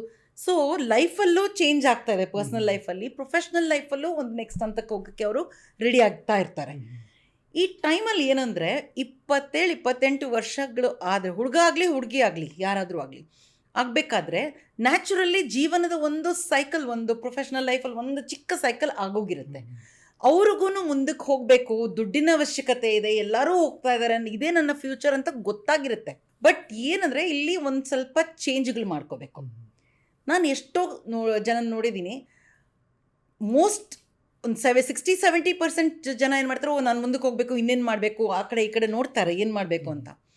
ಕೆಲವ್ರು ಏನು ಮಾಡ್ತಾರೆ, ನಾನು ಯಾಕೆ ಚೇಂಜ್ ಆಗಬೇಕು, ನಾನು ಇರೋದೇ ಹೀಗೆ, ನಾನು ಚೇಂಜ್ ಆಗಲ್ಲ, ಮಿಕ್ಕಿರೆಲ್ಲ ಚೇಂಜ್ ಆಗಲಿ ಹಾಗೆ ಹೇಳಿ ಎಲ್ಲರನ್ನೂ ತಾವು ನಡೆಯೋ ದಾರಿನಲ್ಲಿ ಕರ್ಕೊಂಬರೋಕ್ಕೆ ಅವ್ರು ಫಿಟ್ ಮಾಡೋಕ್ಕೆ ಟ್ರೈ ಮಾಡ್ತಾರೆ. ಯಾಕೆ ಇವ್ರು ಈ ಥರ ಮಾಡ್ತಾರೆ? ಯಾಕೆಂದರೆ ಚಿಕ್ಕನ್ನಲ್ಲಿ ಅವರಿಗೆ ಎಕ್ಸ್ಪ್ಯಾಂಡಿಂಗ್ ಯೋರ್ ಸೆಲ್ಫ್, ತಮ್ಮನ್ನು ತಾವೇ ಮನಸ್ಸಿಂದ ಸ್ಪಿರಿಚುವಾಲಿಟಿಯಿಂದ ಎಕ್ಸ್ಪ್ಯಾಂಡ್ ಮಾಡಿಕೊಟ್ಟು ಜನಗಳನ್ನ ಇನ್ಕ್ಲೂಡ್ ಮಾಡಬೇಕು, ಒಳಗೆ ಸೇರಿಸ್ಕೋಬೇಕು, ಆ ದಾರಿನಲ್ಲಿ ಸೇರಿಸ್ಕೋಬೇಕು. ಅವರು ಹೇಗಿದ್ದಾರೋ ಹಾಗೆ ಬರುವಂಗೆ ಅವ್ರಿಗೆ ಅವಶ್ಯಕತೆ ಮಾಡಿಕೊಡ್ಬೇಕು. ಇದು ಅವ್ರಿಗೆ ಗೊತ್ತಿರಲ್ಲ ಆಯಿತಾ. ಲೀಡರ್ಶಿಪ್ ಅನ್ನೋದು ಒಂದು ಸ್ವಿಚ್ ಅಲ್ಲ. ಒಂದು ವಯಸ್ಸಾದಮೇಲೆ ಸ್ವಿಚ್ ಆನ್ ಮಾಡಿಬಿಟ್ಟು ಅವ್ರು ನೆಕ್ಸ್ಟ್ ನನಗೆ ಪ್ರಮೋಷನ್ಗೆ ಈಗ ಅಪ್ರೈಸಲ್ ಬರ್ತಾ ಇದೆ, ಸ್ವಿಚ್ ಆಫ್ ಮಾಡಿಬಿಟ್ಟು ಈ ಅಪ್ರೈಸಲ್ಗೆ ಏನು ಮಾಡೋದು ಅಂತ ಎಲ್ಲ ಓದ್ಕೊಂಡ್ಬಿಟ್ಟು ಹೋಗಿ, ಇದು ಇಂಟರ್ವ್ಯೂ ಅಲ್ಲ, ಇದು ಪಾಡ್ಕಾಸ್ಟ್ ಅಲ್ಲ, ಇದು ಜೀವನ ಅಂದಮೇಲೆ ಸ್ವಿಚ್ಗಳೇ ಇಲ್ಲ ಲೀಡರ್ಶಿಪ್ಗೆ. ನೀವು ನಿಜ ಜೀವನದಲ್ಲಿ ದಿನ ಹೇಗೆ ನಿಮ್ಮನ್ನು ನೀವೇ ಎಕ್ಸ್ಪ್ಯಾಂಡ್ ಮಾಡ್ಕೋತೀರಾ. ನಾನು ಬೇರೆ ಅಲ್ವಾ, ನೀನು ಬೆಳೆದಿರೋ ವಾತಾವರಣ ಬೇರೆ, ನೀನು ಈ ಭೂಮಿಗೆ ಬಂದಿರೋ ಕಾರಣ ಬೇರೆ. ಅದನ್ನೆಲ್ಲ ನಾನು ಓಪನ್ ಆಗಿ ಅಷ್ಟು ಡೀಟೇಲಾಗಿ ಗೊತ್ತಿಲ್ಲ ಅಂದ್ರೂ ಸರಿ, ನೀನು ಬೇರೆ ನಾನು ಬೇರೆ, ನಿನ್ಗೆ ಬೇಕಾಗಿರೋ ಲೈಫಲ್ಲಿ ನೀನು ಇಲ್ಲಿ ಕೆಲಸ ಮಾಡ್ತಾಯಿದ್ದೆ Vijaya Karnataka. I am working as a leadership branding coach. So ನಮ್ಮ ಒಬ್ಬೊಬ್ರದ್ದು ಒಂದು ಸರೌಂಡಿಂಗ್ ಹೇಗಿದೆ, ಮನಸ್ಸು ಹೇಗಿದೆ, ನಿಮ್ಮ ಪ್ರಾಕ್ಟೀಸಸ್ ಹ್ಯಾಬಿಟ್ಸ್ ಎಲ್ಲ ಹೇಗಿದೆ, ಇದೆಲ್ಲನೂ ಒಪ್ಕೊಂಡು, ಈ ಕಾನ್ಸೆಪ್ಟನ್ನು ಒಪ್ಕೊಂಡು ತನ್ನ ನೀಡ್ಸನ್ನು ಸೈಡಿಗಿಟ್ಟು ಎಲ್ಲರನ್ನೂ ಒಟ್ಟಿಗೆ ಸೇರಿಸ್ಕೊಂಡು ಹೋಗೋನೇ ಲೀಡರ್. ಸೆಲ್ಫಿಶ್ನೆಸ್ ನಾನು ಹೇಗೆ ಇದೀನೋ ಹಾಗೆ ಎಲ್ಲರೂ ಇರಬೇಕು ಅಂತ ಅಂದ್ಕೊಳ್ಳೋರಿಗೆ ಲೀಡರ್ಶಿಪ್ಪಲ್ಲಿ ಪಾಸಿಟಿವ್ ಲೀಡರ್ಶಿಪ್ಪಲ್ಲಿ ಜಾಗ ಇಲ್ಲ. As a leader you have to change, think from everybody's point of view, learn how to work, ಎಲ್ಲರ ಜೊತೆ ಹೇಗೆ ಕೆಲಸ ಮಾಡಬೇಕು, ಅವರ ಜೀವನದಲ್ಲಿ ಅವ್ರಿಗೆ ಮುಂದಕ್ಕೆ ಹೋಗೋಕೆ ಅವ್ರಿಗೇನು ಬೇಕು ಇದನ್ನು ತಿಳ್ಕೊಂಡವರು ಲೀಡರ್ಶಿಪ್ನಲ್ಲಿ ಮುಂದಕ್ಕೆ ಹೋಗ್ತಾರೆ. ಅಂದರೆ ಕ್ವಾಲಿಟಿ ಇದ್ದೇ ಇರುತ್ತೆ, ಅಥವಾ ಕ್ವಾಲಿಟಿನ ನಾವು ಐಡೆಂಟಿಫೈ ಮಾಡ್ಕೊಳ್ಬೇಕು. ಆ ರೀತಿಯಲ್ಲಿ ನಮ್ಮನ್ನು ನಾವು ಆ ಲೀಡರ್ಶಿಪ್ ಇದರಲ್ಲಿ ನಾವು ಮೇಲೆ ತೊಗೊಂಡು ಹೋಗೋದಕ್ಕೆ ಸಾಧ್ಯತೆ ಇದೆ. ಲೀಡರ್ಶಿಪ್ ಅಂದರೆ ಇದೇನೆ, ಮನಸ್ಸಲ್ಲಿ ಹೃದಯದಲ್ಲಿ ಜಾಗ ಮಾಡ್ಕೊಳ್ಳಿ, ಎಲ್ಲರನ್ನೂ ಅಲ್ಲಿ ಕುಡಿಸ್ಕೊಳ್ಳೋಕೆ ಜಾಗ ಮಾಡ್ಕೊಳ್ಳಿ. ಅವ್ರಿಗೆ ಹೇಗೆ ಬೇಕೋ, ಅವ್ರ ಲೈಫ್ ಹೇಗೆ ಮುಂದಕ್ಕೆ ಹೋಗಬೇಕು ಆ ಥರ ಅವರಿಗೆ ಹೆಲ್ಪ್ ಮಾಡಬೇಕು. ಒಂದು very important thing, leaders have to be coaches. ಲೀಡರ್ಸ್ಗೆ ಇನ್ನೊಬ್ಬರಿಗೆ ಹೇಗೆ ಅವ್ರ ದಾರಿನಲ್ಲಿ ಮುಂದಕ್ಕೆ ತೊಗೊಂಡೋಗ್ಬೇಕು ಅನ್ನೋದು, ಅದಕ್ಕೆ ಕೋಚಿಂಗು ಲೀಡರ್ಸ್ಗೆ ಬರಲೇಬೇಕು. ಥ್ಯಾಂಕ್ಫುಲಿ ಮುಂಚೆ ಎಲ್ಲ ನಾವೆಲ್ಲ ಲೈಬ್ರರಿಗೆ ಹೋಗಬೇಕು, ಎಲ್ಲಿ ಹೋಗಬೇಕು ಗೊತ್ತಾಗ್ತಾ ಇರಲಿಲ್ಲ, ಈ ಬುಕ್ಸ್ ಏನು ಓದಬೇಕು ಅಂತ ಗೊತ್ತಾಗ್ತಾ ಇರಲಿಲ್ಲ. ಈಗ ಸೋಷಿಯಲ್ ಮೀಡಿಯಾ ನಮ್ಮ ಲೈಫ್ನ ತುಂಬ್ಕೊಂಡ್ಬಿಟ್ಟಿದೆ. ಅದು ಇದು ಸ್ಕ್ರೋಲ್ ಮಾಡೋಕ್ಕಿಂತ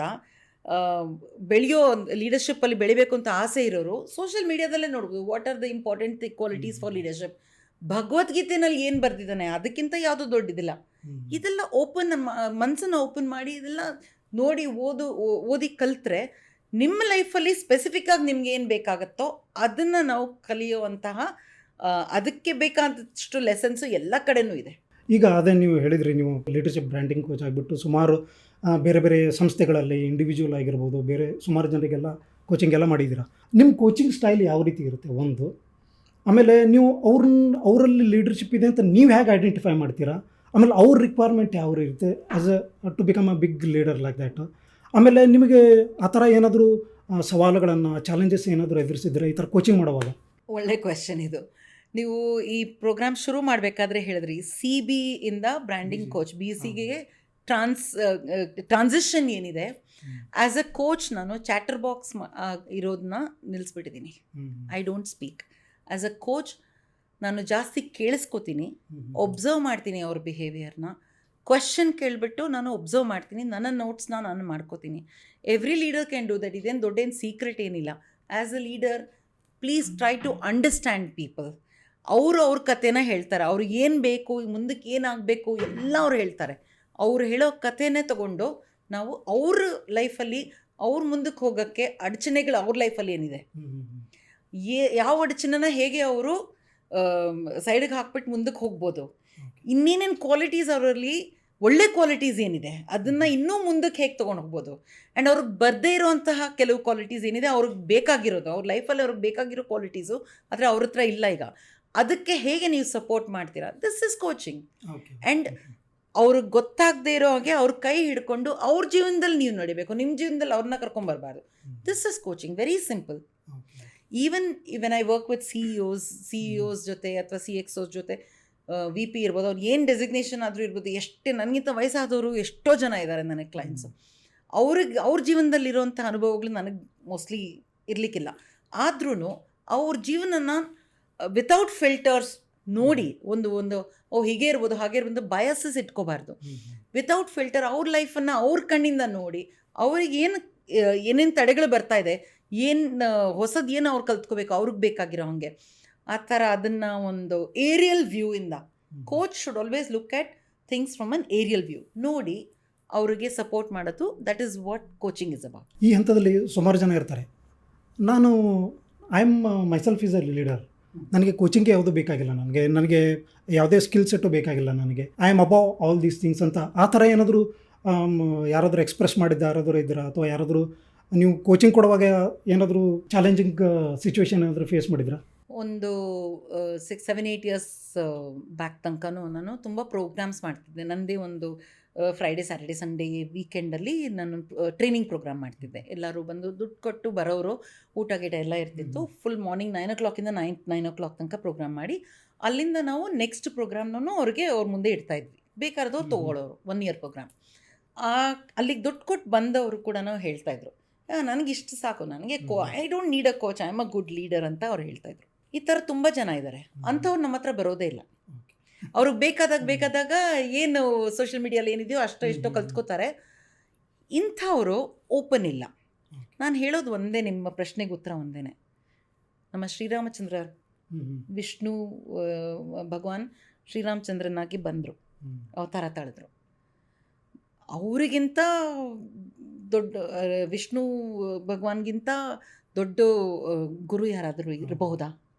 ಆದರೆ ಇಲ್ಲಿ ಬಂದ ಮೇಲೆ ಅವ್ರ ಗುರುಗಳಿದ್ರು, ಒಬ್ಬ ಸಾಮಾನ್ಯ ಮನುಷ್ಯನ ರೀತಿಯಲ್ಲಿ ಜೀವನ ಮಾಡಿದ್ರು. ವಸಿಷ್ಠರು ಇದ್ರು, ವಿಶ್ವಾಮಿತ್ರು ಅವ್ರಿಗೆ ದಾರಿ ಹೇಳ್ಕೊಟ್ರು. ಕರೆಕ್ಟ್ ತಾನೆ? ನೆಕ್ಸ್ಟ್ ಅವತಾರದಲ್ಲಿ ಕೃಷ್ಣನಾಗಿ ಬಂದರು, ಗುರು ಸಂದೀಪನಿ ಅವ್ರಿಗೆ ದಾರಿ ತೋರಿಸ್ಕೊಟ್ರು. 16 ಇಯರ್ಸ್ ತನಕ, 16 ವರ್ಷದ ತನಕ ಕೃಷ್ಣನಿಗೆ ತಾನು ಯಾರು ಅಂತಲೇ ಗೊತ್ತಾಗಲಿಲ್ಲ. ಆಯಿತಾ? ಎಲ್ಲ ಆದಮೇಲೆ 16 ವರ್ಷದಲ್ಲಿ ಸಂದೀಪನಿ ಹೇಳಿದ್ರು, ನೀನೊಂದು ಇದಿದೆ, ಪರ್ವತ ಇದೆ, ಗುಡ್ಡ ಇದೆ, ಆ ಗುಡ್ಡದ ಮೇಲೆ ನಡ್ಕೊಂಬ ಅಂತ. ಆ ಗುಡ್ಡದ ಮೇಲೆ ಅವ್ರ ಗುರು ಹೇಳಿದ್ದನ್ನು ಮಾಡಿ ಗುಡ್ಡದ ಮೇಲೆ ಹೋದ ಕೃಷ್ಣ ಬೇರೆ, ಬಂದ ಕೃಷ್ಣ ಬೇರೆ. ಅಲ್ಲಾಗಿದ್ದು ಗೋಕುಲನ ಒಂದೇ ಸತಿ ಬಿಟ್ಬಿಟ್ಟು ಅವರು ಗುರು ಸಂದೀಪನಿ ಜೊತೆ ಎಷ್ಟೋ ವರ್ಷಗಳು ಅವರ ಆಶ್ರಮದಲ್ಲಿದ್ದು ಕಲಿತರು. Every coach needs a coach. ಪ್ರತಿಯೊಂದು ಗುರುಗೂ ಒಬ್ಬರು ಗುರು ಇರ್ತಾರೆ. ಇದರಲ್ಲಿ ಈಗೋ ಇಟ್ಕೊಂಡು, ಸ್ವಾಭಿಮಾನ ಇಟ್ಕೊಂಡು ಇಂಪಾರ್ಟೆಂಟು, ಸೆಲ್ಫ್ ರೆಸ್ಪೆಕ್ಟ್ ಇಂಪಾರ್ಟೆಂಟು. ಈಗೋ ಅನ್ನೋದು ಭಗವಂತ ನಮಗೆ ಕೊಟ್ಟಿರುವಂಥ ಒಂದು ಗಿಫ್ಟು, ನಮ್ಮನ್ನು ನಾವು ಕಾಪಾಡ್ಕೊಳ್ಳೋಕ್ಕೆ ಕೊಟ್ಟಿರುವಂಥ ಒಂದು ಗಿಫ್ಟು. ಆಯಿತಾ? ಇಲ್ಲದೆ ಹೋದರೆ ಯಾರಾದರೂ ಒಂದು ಕಪಾಳಕ್ಕೆ ಹೊಡಿತಾ ಇರ್ತಾರೆ. ಆಯಿತಾ? ಆ ಈಗೋ ಅನ್ನೋದನ್ನ ತುಂಬ ಸೂಕ್ಷ್ಮವಾಗಿ ಉಪಯೋಗಿಸ್ಬೇಕು.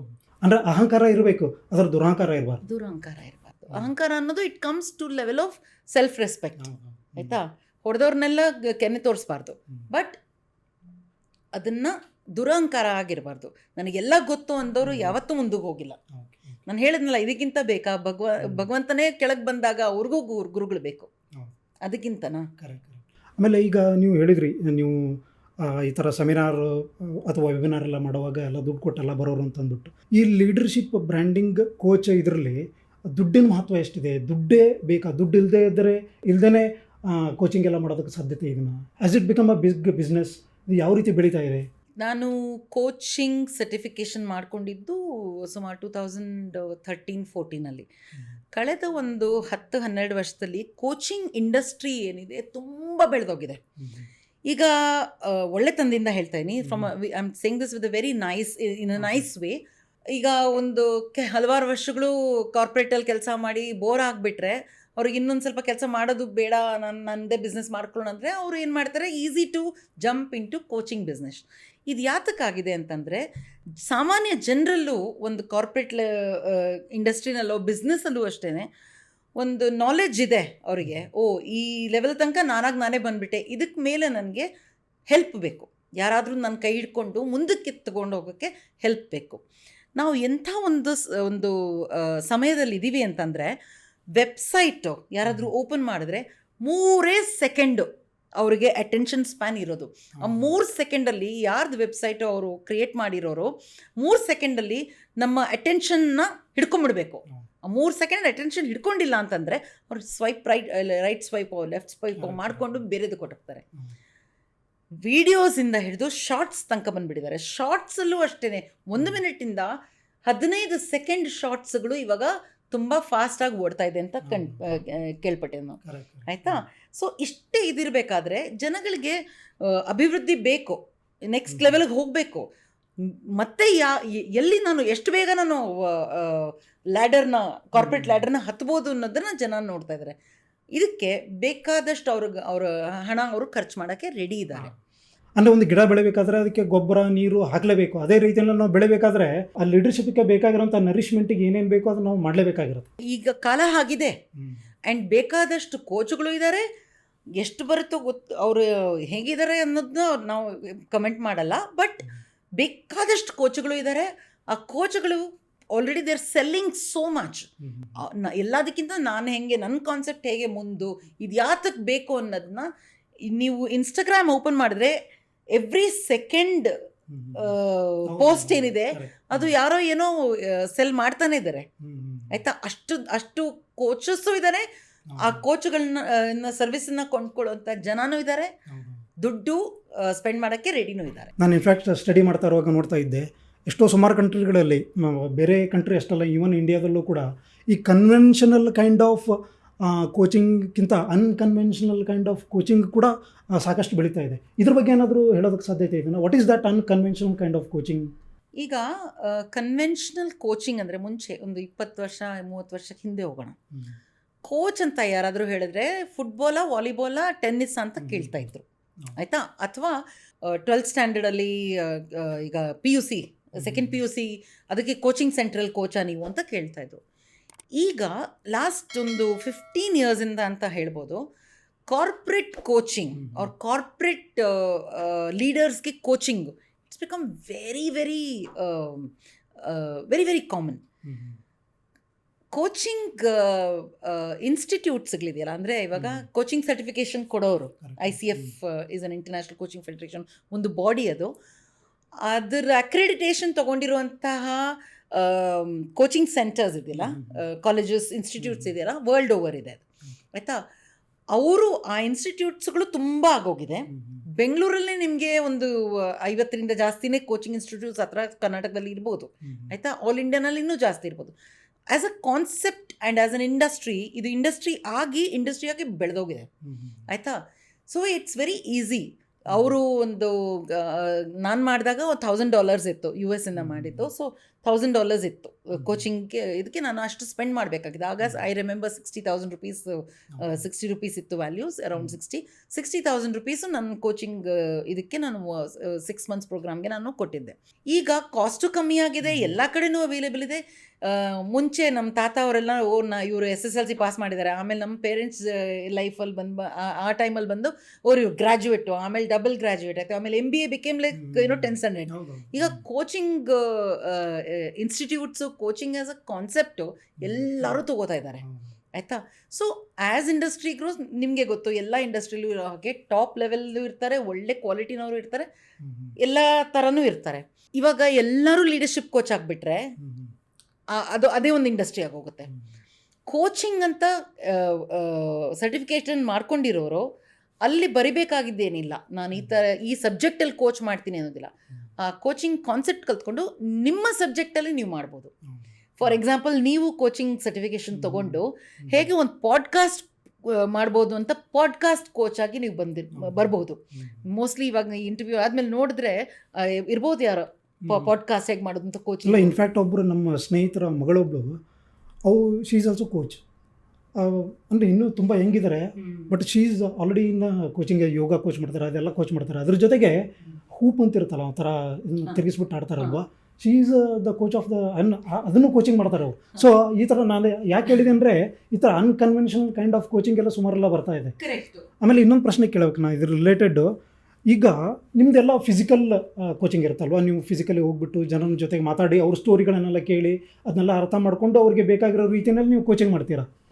ಈಗ AI ಬಂದಿರೋದ್ರಿಂದ, ಆರ್ಟಿಫಿಷಿಯಲ್ ಇಂಟೆಲಿಜೆನ್ಸು, ಮಷಿನ್ ಲರ್ನಿಂಗ್ ಎಲ್ಲ ಬಂದಿರೋದ್ರಿಂದ ನಿಮ್ಮ ಟ್ರೆಡಿಷ್ನಲ್ ಕೈಂಡ್ ಆಫ್ ಕೋಚಿಂಗಿಗೆ ಯಾವ ರೀತಿ ಹೆಲ್ಪ್ ಆಗ್ತಾ ಇದೆ, ಅಥವಾ ಯಾವ ರೀತಿ ಚಾಲೆಂಜಿಂಗ್ ಆಗ್ತಾ ಇದೆ, ಅಥವಾ ಯಾವ ರೀತಿ ಹಾರ್ಡ್ಶಿಪ್ ನೀವು ಫೇಸ್ ಮಾಡ್ತಾ ಇದ್ದೀರಾ? Are the people going towards that AI kind of coaching, are are they directly coming to you for physical coaching? ಇದು ತುಂಬ ಒಳ್ಳೆ ಪ್ರಶ್ನೆ, plus it's very apt for today's times. AI ಈಗ ಎಷ್ಟೋ AI, ChatGPT ಇದೆ, Google Gemini ಇದೆ, ಎಷ್ಟೋ ಇದೆ.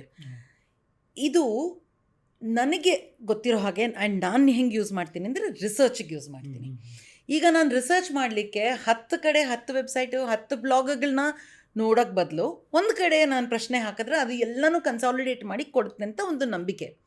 ಆದರೆ ರಿಯಾಲಿಟಿ ಒಂದು ಹೇಳ್ತೀನಿ, nothing can replace a human mind. Basic coaching is not about knowledge sharing, training is about knowledge sharing. ಟ್ರೈನಿಂಗೂ ಬರೀ ನಾಲೆಡ್ಜ್ ಶೇರಿಂಗಿಗೆ ನೀವು ಒಂದು ಕಡೆ ಹೋಗ್ಬಿಟ್ಟು ಕ್ವೆಶ್ಚನ್ ಹಾಕಿ ತೊಗೊಂಡು ಮಾಡಿದ್ರೆ ಎಲ್ಲರಿಗೂ ಗೊತ್ತಾಗೋಗುತ್ತೆ ಇದು ಯಾವ ChatGPT ಬಂದಿದೆಯಾ, ಎಲ್ಲಿಂದ ಬಂದಿದೆ ಅಂತ ಗೊತ್ತಾಗ್ಬಿಡುತ್ತೆ. Okay, these are tools to be used. ಈ ChatGPT ಇರ್ಬೋದು, ಯಾವುದೇ AI ಟೂಲ್ ಇರ್ಬೋದು, ಇದು ಟೂಲ್. ಇದನ್ನು ಯೂಸ್ ಮಾಡಿ ರಿಸರ್ಚ್ನ ಫಸ್ಟ್ ಬಂದಿದ್ದನ್ನ ನಾವು ತೊಗೋಬಾರ್ದು.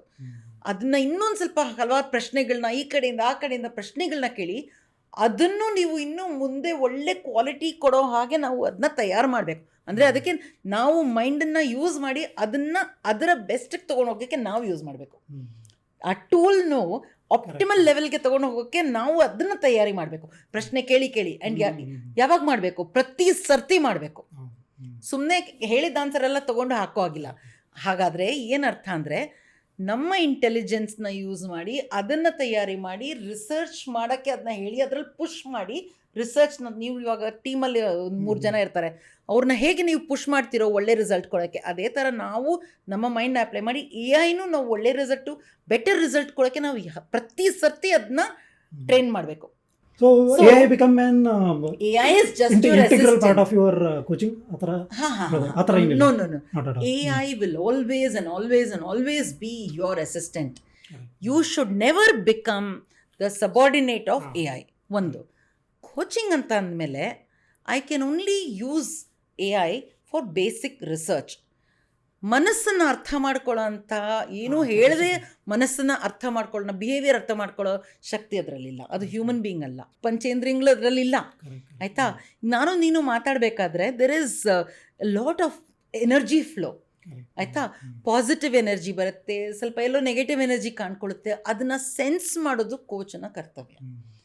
ಅವ್ರ ಮನಸ್ಸಲ್ಲಿ ಏನಾಗ್ತಾ ಇದೆ ಆ ಟೈಮಲ್ಲಿ ಅದನ್ನ ಹೇಗೆ ನಾವು ದಾರಿಗೆ ತರಬೇಕು ಅದನ್ನ ಸೆನ್ಸ್ ಮಾಡೋದು AI ಗೊತ್ತಾಗಲ್ಲ. AI can never replace a human being. Definitely not a leader, definitely not a coach. Correct. Fantastic. ಈಗ ಇದೆಲ್ಲ ತುಂಬ ಸೀರಿಯಸ್ ಆಗೆಲ್ಲ ಮಾತಾಡ್ತಾ ಇದ್ವಿ, ಸ್ವಲ್ಪ ಲೈಟರ್ ಸೈಡ್ ಬರೋಣ. ಈಗ ಇನ್ಫ್ಯಾಕ್ಟ್ ಪೂರ್ಣಿಮಾ ಅವ್ರದ್ದು ಇನ್ನೊಂದು ಸೈಡ್ ಕೂಡ ಇದೆ, ಅದು ಎಷ್ಟೋ ಜನರಿಗೆ ಗೊತ್ತಿಲ್ಲ. ಅವ್ರು ತುಂಬ ಚೆನ್ನಾಗಿ ಮಾತಾಡ್ತಾರೆ, ತುಂಬ ಒಳ್ಳೆ ಕೋಚ್ ಅವರು ಕೂಡ, ಸುಮಾರು ಜನರಿಗೆಲ್ಲ ಕೋಚಿಂಗ್ ಮಾಡಿದ್ದಾರೆ. ಆದರೆ ಕಾಲೇಜ್ ಟೈಮಲ್ಲಿ she was a fantastic actress. ಸುಮಾರು ನಾಟಕಗಳಲ್ಲೆಲ್ಲ ಅವರು ನಟನೆಗೆ ಬಂದುಬಿಟ್ರೆ ಸಾಕು, ಬೇರೆದವರೆಲ್ಲ ಸೈಡಿಗೆ ಸರಿದೋಡೋಕೆ ಆ ಥರ. ಫಸ್ಟ್ ಪ್ರೈಸ್ ಅವ್ರಿಗಂತೂ ಕಟ್ಟಿಟ್ಟ ಬುತ್ತಿ. ಆಮೇಲೆ ತುಂಬ she was a very natural actress. ಅವರು ಮನಸ್ಸು ಮಾಡಿದ್ದರೆ ಇನ್ನು ಆ್ಯಕ್ಟಿಂಗನ್ನೇ ತುಂಬ ಸೀರಿಯಸ್ ಆಗಿ ತೊಗೊಂಡು ಒಳ್ಳೆ ಆ್ಯಕ್ಟ್ರೆಸ್ ಆಗ್ಬೋದಾಗಿತ್ತು. ಬಟ್ ಅದನ್ನು ಮಾಡಲಿಲ್ಲ ಅವರು. ಬಟ್ ಸ್ಟಿಲ್ ಅವರಲ್ಲಿ ಈಗಲೂ ಕೂಡ ನಟನೆ ಇದ್ದೇ ಇದೆ ಅಂತ ನನಗನ್ಸುತ್ತೆ. ನಾನು ಅವರು ಒಟ್ಟಿಗೆ ಬೇಕಾದಷ್ಟೆಲ್ಲ ನಾಟಕ ಎಲ್ಲ ಮಾಡಿದ್ವಿ, ಅಬೋಲಿನ ಮಾಡಿದ್ವಿ, ಅಮ್ಮವರ ಗಂಡ ಮಾಡಿದ್ವಿ, ಆ ಥರ ಸುಮಾರು ಚಿಕ್ಕ ಪಾತ್ರ ಮಾಡ್ತಾ ಇದ್ವಿ ಅವ್ರ ಜೊತೆಗೆ. ತಲೆದಂಡ ವಾಸ್ ದಿ ಫಂಟಾಸ್ಟಿಕ್. ಫಸ್ಟ್ ಹೌದು. ಇದು ಗಿರೀಶ್ ಕಾರ್ನಾಡ್ ಅವ್ರದ್ದು ಫಸ್ಟ್ ಪ್ರೊಡಕ್ಷನ್. ಹೌದು. ಅದರಲ್ಲಿ ನಾನು ಜಗದೇವನ ಪಾತ್ರ ಮಾಡಿದರೆ, ಇವರು ರಾಣಿ ಅಂಬಕ್ಕ ಅಲ್ವಾ, ಶೇರ್ಡ್ ಒಂಥರ ಒಳ್ಳೆ ಆ್ಯಕ್ಟ್ರೆಸ್. ನೀವು ಆ ಲೈನ್ಗೆ ಯಾಕೆ ಹೋಗಲಿಲ್ಲ? ನೀವು ನಟನೆಯನ್ನು ಯಾಕೆ ಅಷ್ಟೊಂದು ಸೀರಿಯಸ್ ಆಗಿ ತೊಗೊಳ್ಳಿಲ್ಲ? Was there any reason for that? ನಾನು ಇಲ್ಲಿ ಬರ್ದಿಲ್ಲ ಅನ್ಸತ್ತದು. ನಾನು ಬರಬೇಕಾದ್ರೆ ಬೇರೆ ಏನೋ ಬರ್ಕೊಂಬಂದಿದ್ದೆ ಅಂತ ಅನಿಸುತ್ತೆ. ಆನೆಸ್ಟ್ಲಿ ಈಗಲೂ ಆ ಆ್ಯಕ್ಟ್ರೆಸ್ ಒಂದ್ಸತಿ ಬಂದ ಮೇಲೆ ಅದು ಒಳಗಿರುತ್ತಲ್ಲ, ಅದು ಇಲ್ಲಿಂದ ಕಟ್ ಮಾಡಿದ್ರೆ ಅದು ಬರ್ಬೋದೇನೋ, ಆ್ಯಕ್ಟಿಂಗು ಹೊರಗಡೆ ಬರ್ಬೋದೇನೋ ರಕ್ತದಲ್ಲಿ. ಬಟ್ ಹೇಗೆ ಅಂತಂದರೆ ಆ ಟೈಮು ಹಾಗಿತ್ತು. ಆ ಏಜ್ ತನಕನೂ ಕಲಿಯೋದೆಲ್ಲ ಕಲಿತೆ ಸ್ಟೇಜಲ್ಲಿ. ಆ್ಯಕ್ಟಿಂಗ್ ಒಂದು ಬಿಟ್ಟು ಆ ಸ್ಟೇಜಲ್ಲಿ ನಾನು ಕಲ್ತಿದ್ದು ಎಲ್ಲನೂ ನಾನು ಯೂಸ್ ಮಾಡ್ತೀನಿ ಈಗ ಪಬ್ಲಿಕ್ ಸ್ಪೀಕಿಂಗ್ ಹೇಳ್ಕೊಡೋದ್ರಲ್ಲಿ, ಕಮ್ಯುನಿಕೇಷನ್ ಹೇಳ್ಕೊಡೋದ್ರಲ್ಲಿ. ಒಂದೂ ನನ್ನಿಂದ ಹೊರಗಡೆ ಬಿಸಾಕಿಲ್ಲ. ಎಲ್ಲನೂ ಹಾಗೆ ಇಟ್ಟು ಪ್ರಿಸರ್ವ್ ಮಾಡಿ ನನ್ನ ಪಬ್ಲಿಕ್ ಸ್ಪೀಕಿಂಗ್ ವರ್ಕ್ಶಾಪ್ಸ್ ಇದೆಯಲ್ಲ ನಾನು ಮಾಡ್ತೀನಲ್ಲ, ಎಷ್ಟೋ ಜನ ಲೈಫಲ್ಲಿ ಜನಗಳ ಮುಂದೆ ಮಾತಾಡೇ ಇರಲ್ಲ. ಹೆಮ್ಮೆ ಅಂತ ಹೇಳ್ಕೊಳ್ಳಲ್ಲ, ಬಟ್ ಇರೋದನ್ನ ಹೇಳ್ತಾ ಇದ್ದೀನಿ. ನನ್ನ ವರ್ಕ್ಶಾಪ್ಗಳು ಮಾಡಿದವರು ಒಳ್ಳೊಳ್ಳೆ ಕಾರ್ಪೊರೇಟ್ ಲೆವೆಲಲ್ಲಿ ಸೀನಿಯರ್ ವಿ ಪಿ ಅಂತ ಅವರು ಬಂದು ಕಲಿತು ನನ್ನ ವರ್ಕ್ಶಾಪ್ ಆದಮೇಲೆ ಅವ್ರು ಹೋಗಿ ಒಳ್ಳೆ ಪಬ್ಲಿಕ್ ಸ್ಪೀಕಿಂಗಲ್ಲಿ ಏನು ಕೊರೆ ಇತ್ತೋ ಅದನ್ನು ಅವರು ಮುಂದಕ್ಕೆ ತೊಗೊಂಡು ಹೋಗಿದ್ದಾರೆ. ಸೊ ನೀವು ಕೇಳ್ದಂಗೆ ಆ್ಯಕ್ಟಿಂಗ್ದು ನಾನು ಕಾಲೇಜ್ ಟೈಮಲ್ಲಿ ಸೀರಿಯಲ್ಗಳು ಮಾಡಿದ್ದೀನಿ, ಎಷ್ಟೋ ಪ್ಲೇಸ್ ಮಾಡಿದ್ದೀನಿ. ಎಷ್ಟೋ ಜನ ಬಂದು ಕ್ರೇಜಿ ಕರ್ನಲ್ ಇದ್ದಿದ್ದು ಒಂದು ಎಪಿಸೋಡಲ್ಲಿ ನನ್ನ ಮುಖ ಮಾತ್ರ ಎಲ್ಲದರಲ್ಲೂ ಬರ್ತಿತ್ತು 13 ಎಪಿಸೋಡ್ಸಲ್ಲಿ. ಎಷ್ಟು ಮಾಡಿದೆ, ಇದರಲ್ಲೂ ಟ್ರೈ ಮಾಡಿದೆ, ಹಿಂದಿ ಟೆಲಿವಿಷನ್ ಇದರಲ್ಲೂ ಟ್ರೈ ಮಾಡಿದೆ.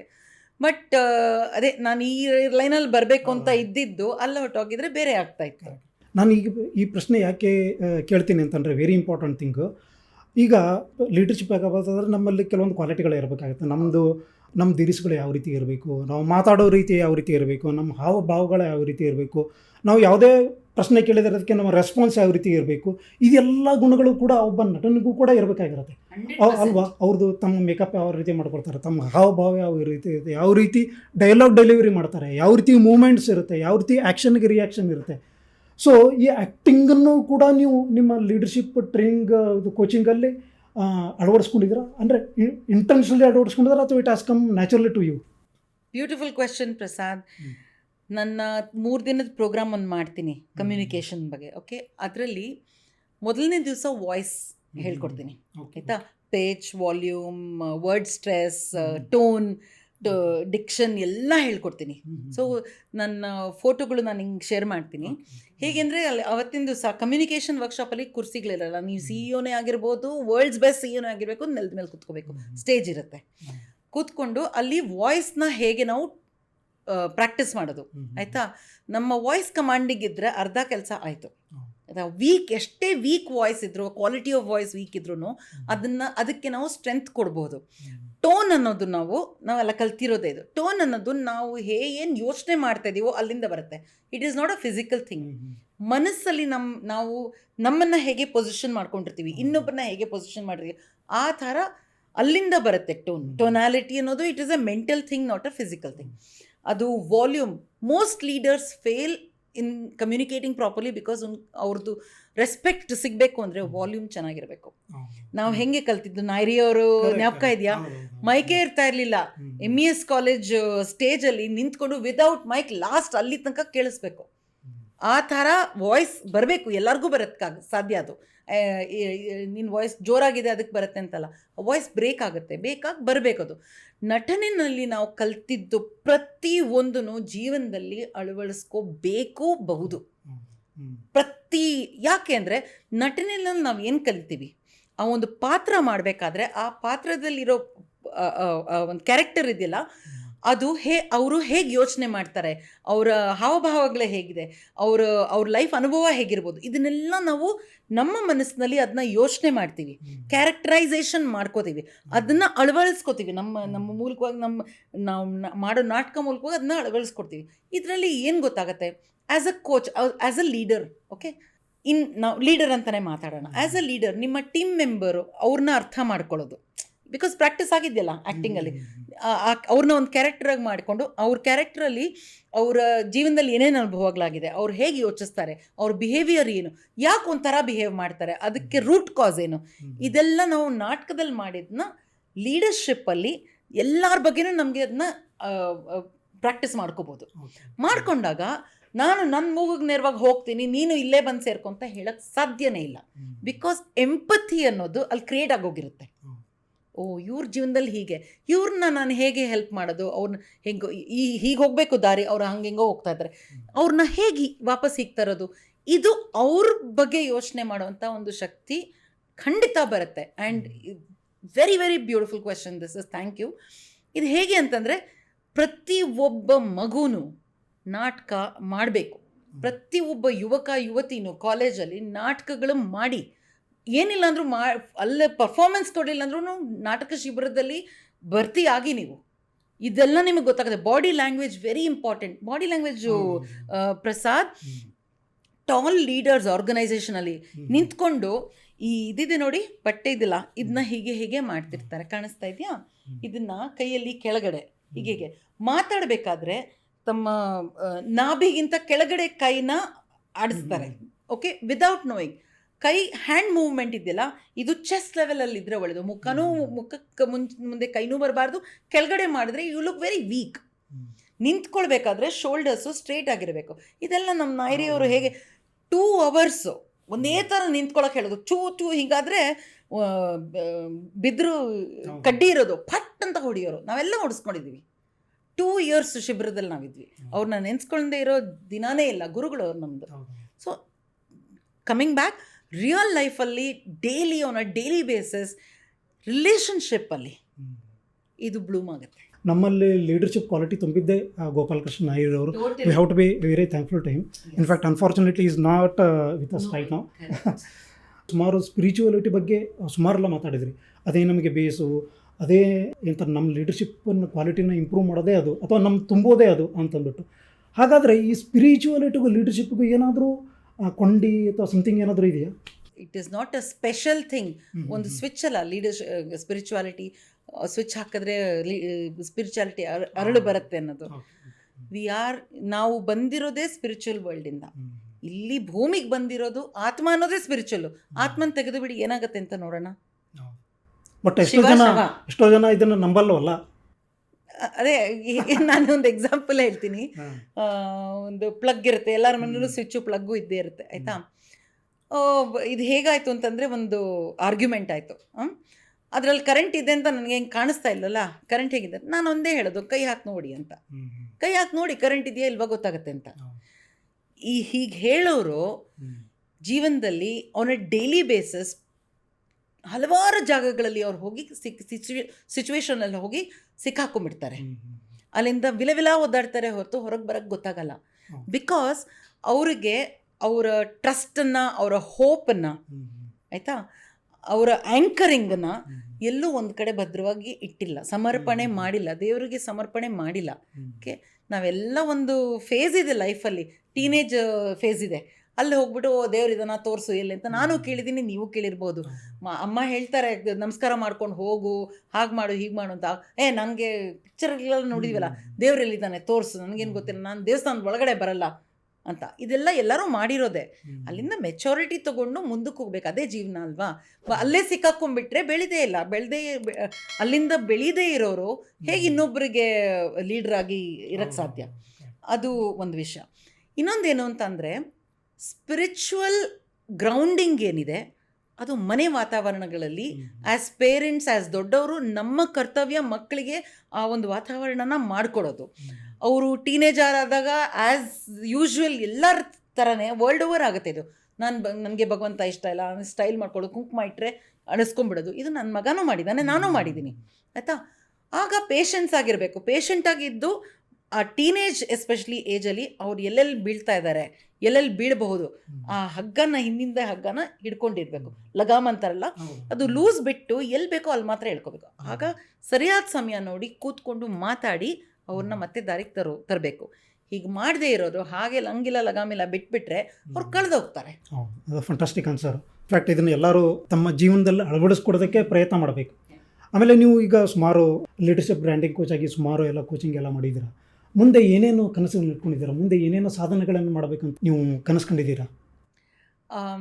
ನಾನು ಕೆಲಸ ಬಿಟ್ಟಿದ್ದು ಆವಾಗ ಕಾರ್ಪೊರೇಟ್ ಕೆಲಸದಲ್ಲಿ, ಒಳ್ಳೆ ಕೆಲಸ ಇಲ್ಲ ಲೈಫಲ್ಲಿ. ನಾನು ಏನು ಎಕ್ಸ್ಪೆಕ್ಟ್ ಮಾಡಿದ್ನೋ ಆ ಥರ ಒಂದು ಜಾಬ್ ಇತ್ತು ಲ್ಯಾಕ್ಮೆನಲ್ಲಿದ್ದಾಗ.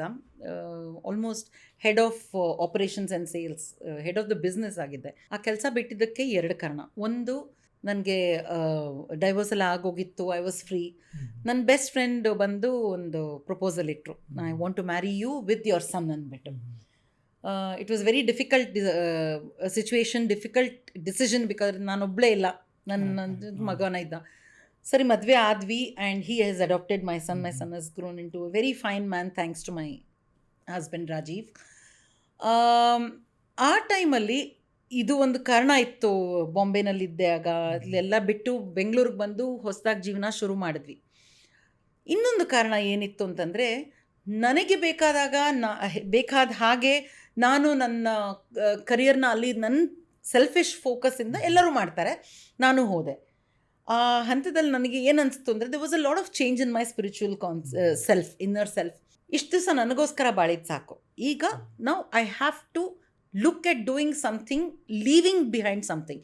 ನಾನು ಹೋಗೋ ಅಷ್ಟೊತ್ತಿಗೆ ನಾನು ಯಾತಕ್ಕೆ ಬಂದಿದ್ದೀನೋ ಅದ್ರ ಪರವಾಗಿ, ನಾನು ಅದ್ರ ಸಲುವಾಗಿ, ಬಿಕಾಸ್ ಆಫ್ ದ್ಯಾಟ್ ನಾನು ಏನು ಮಾಡಬಹುದು ಅಂತ ಯೋಚನೆ ಒಂದು ಬಂತು.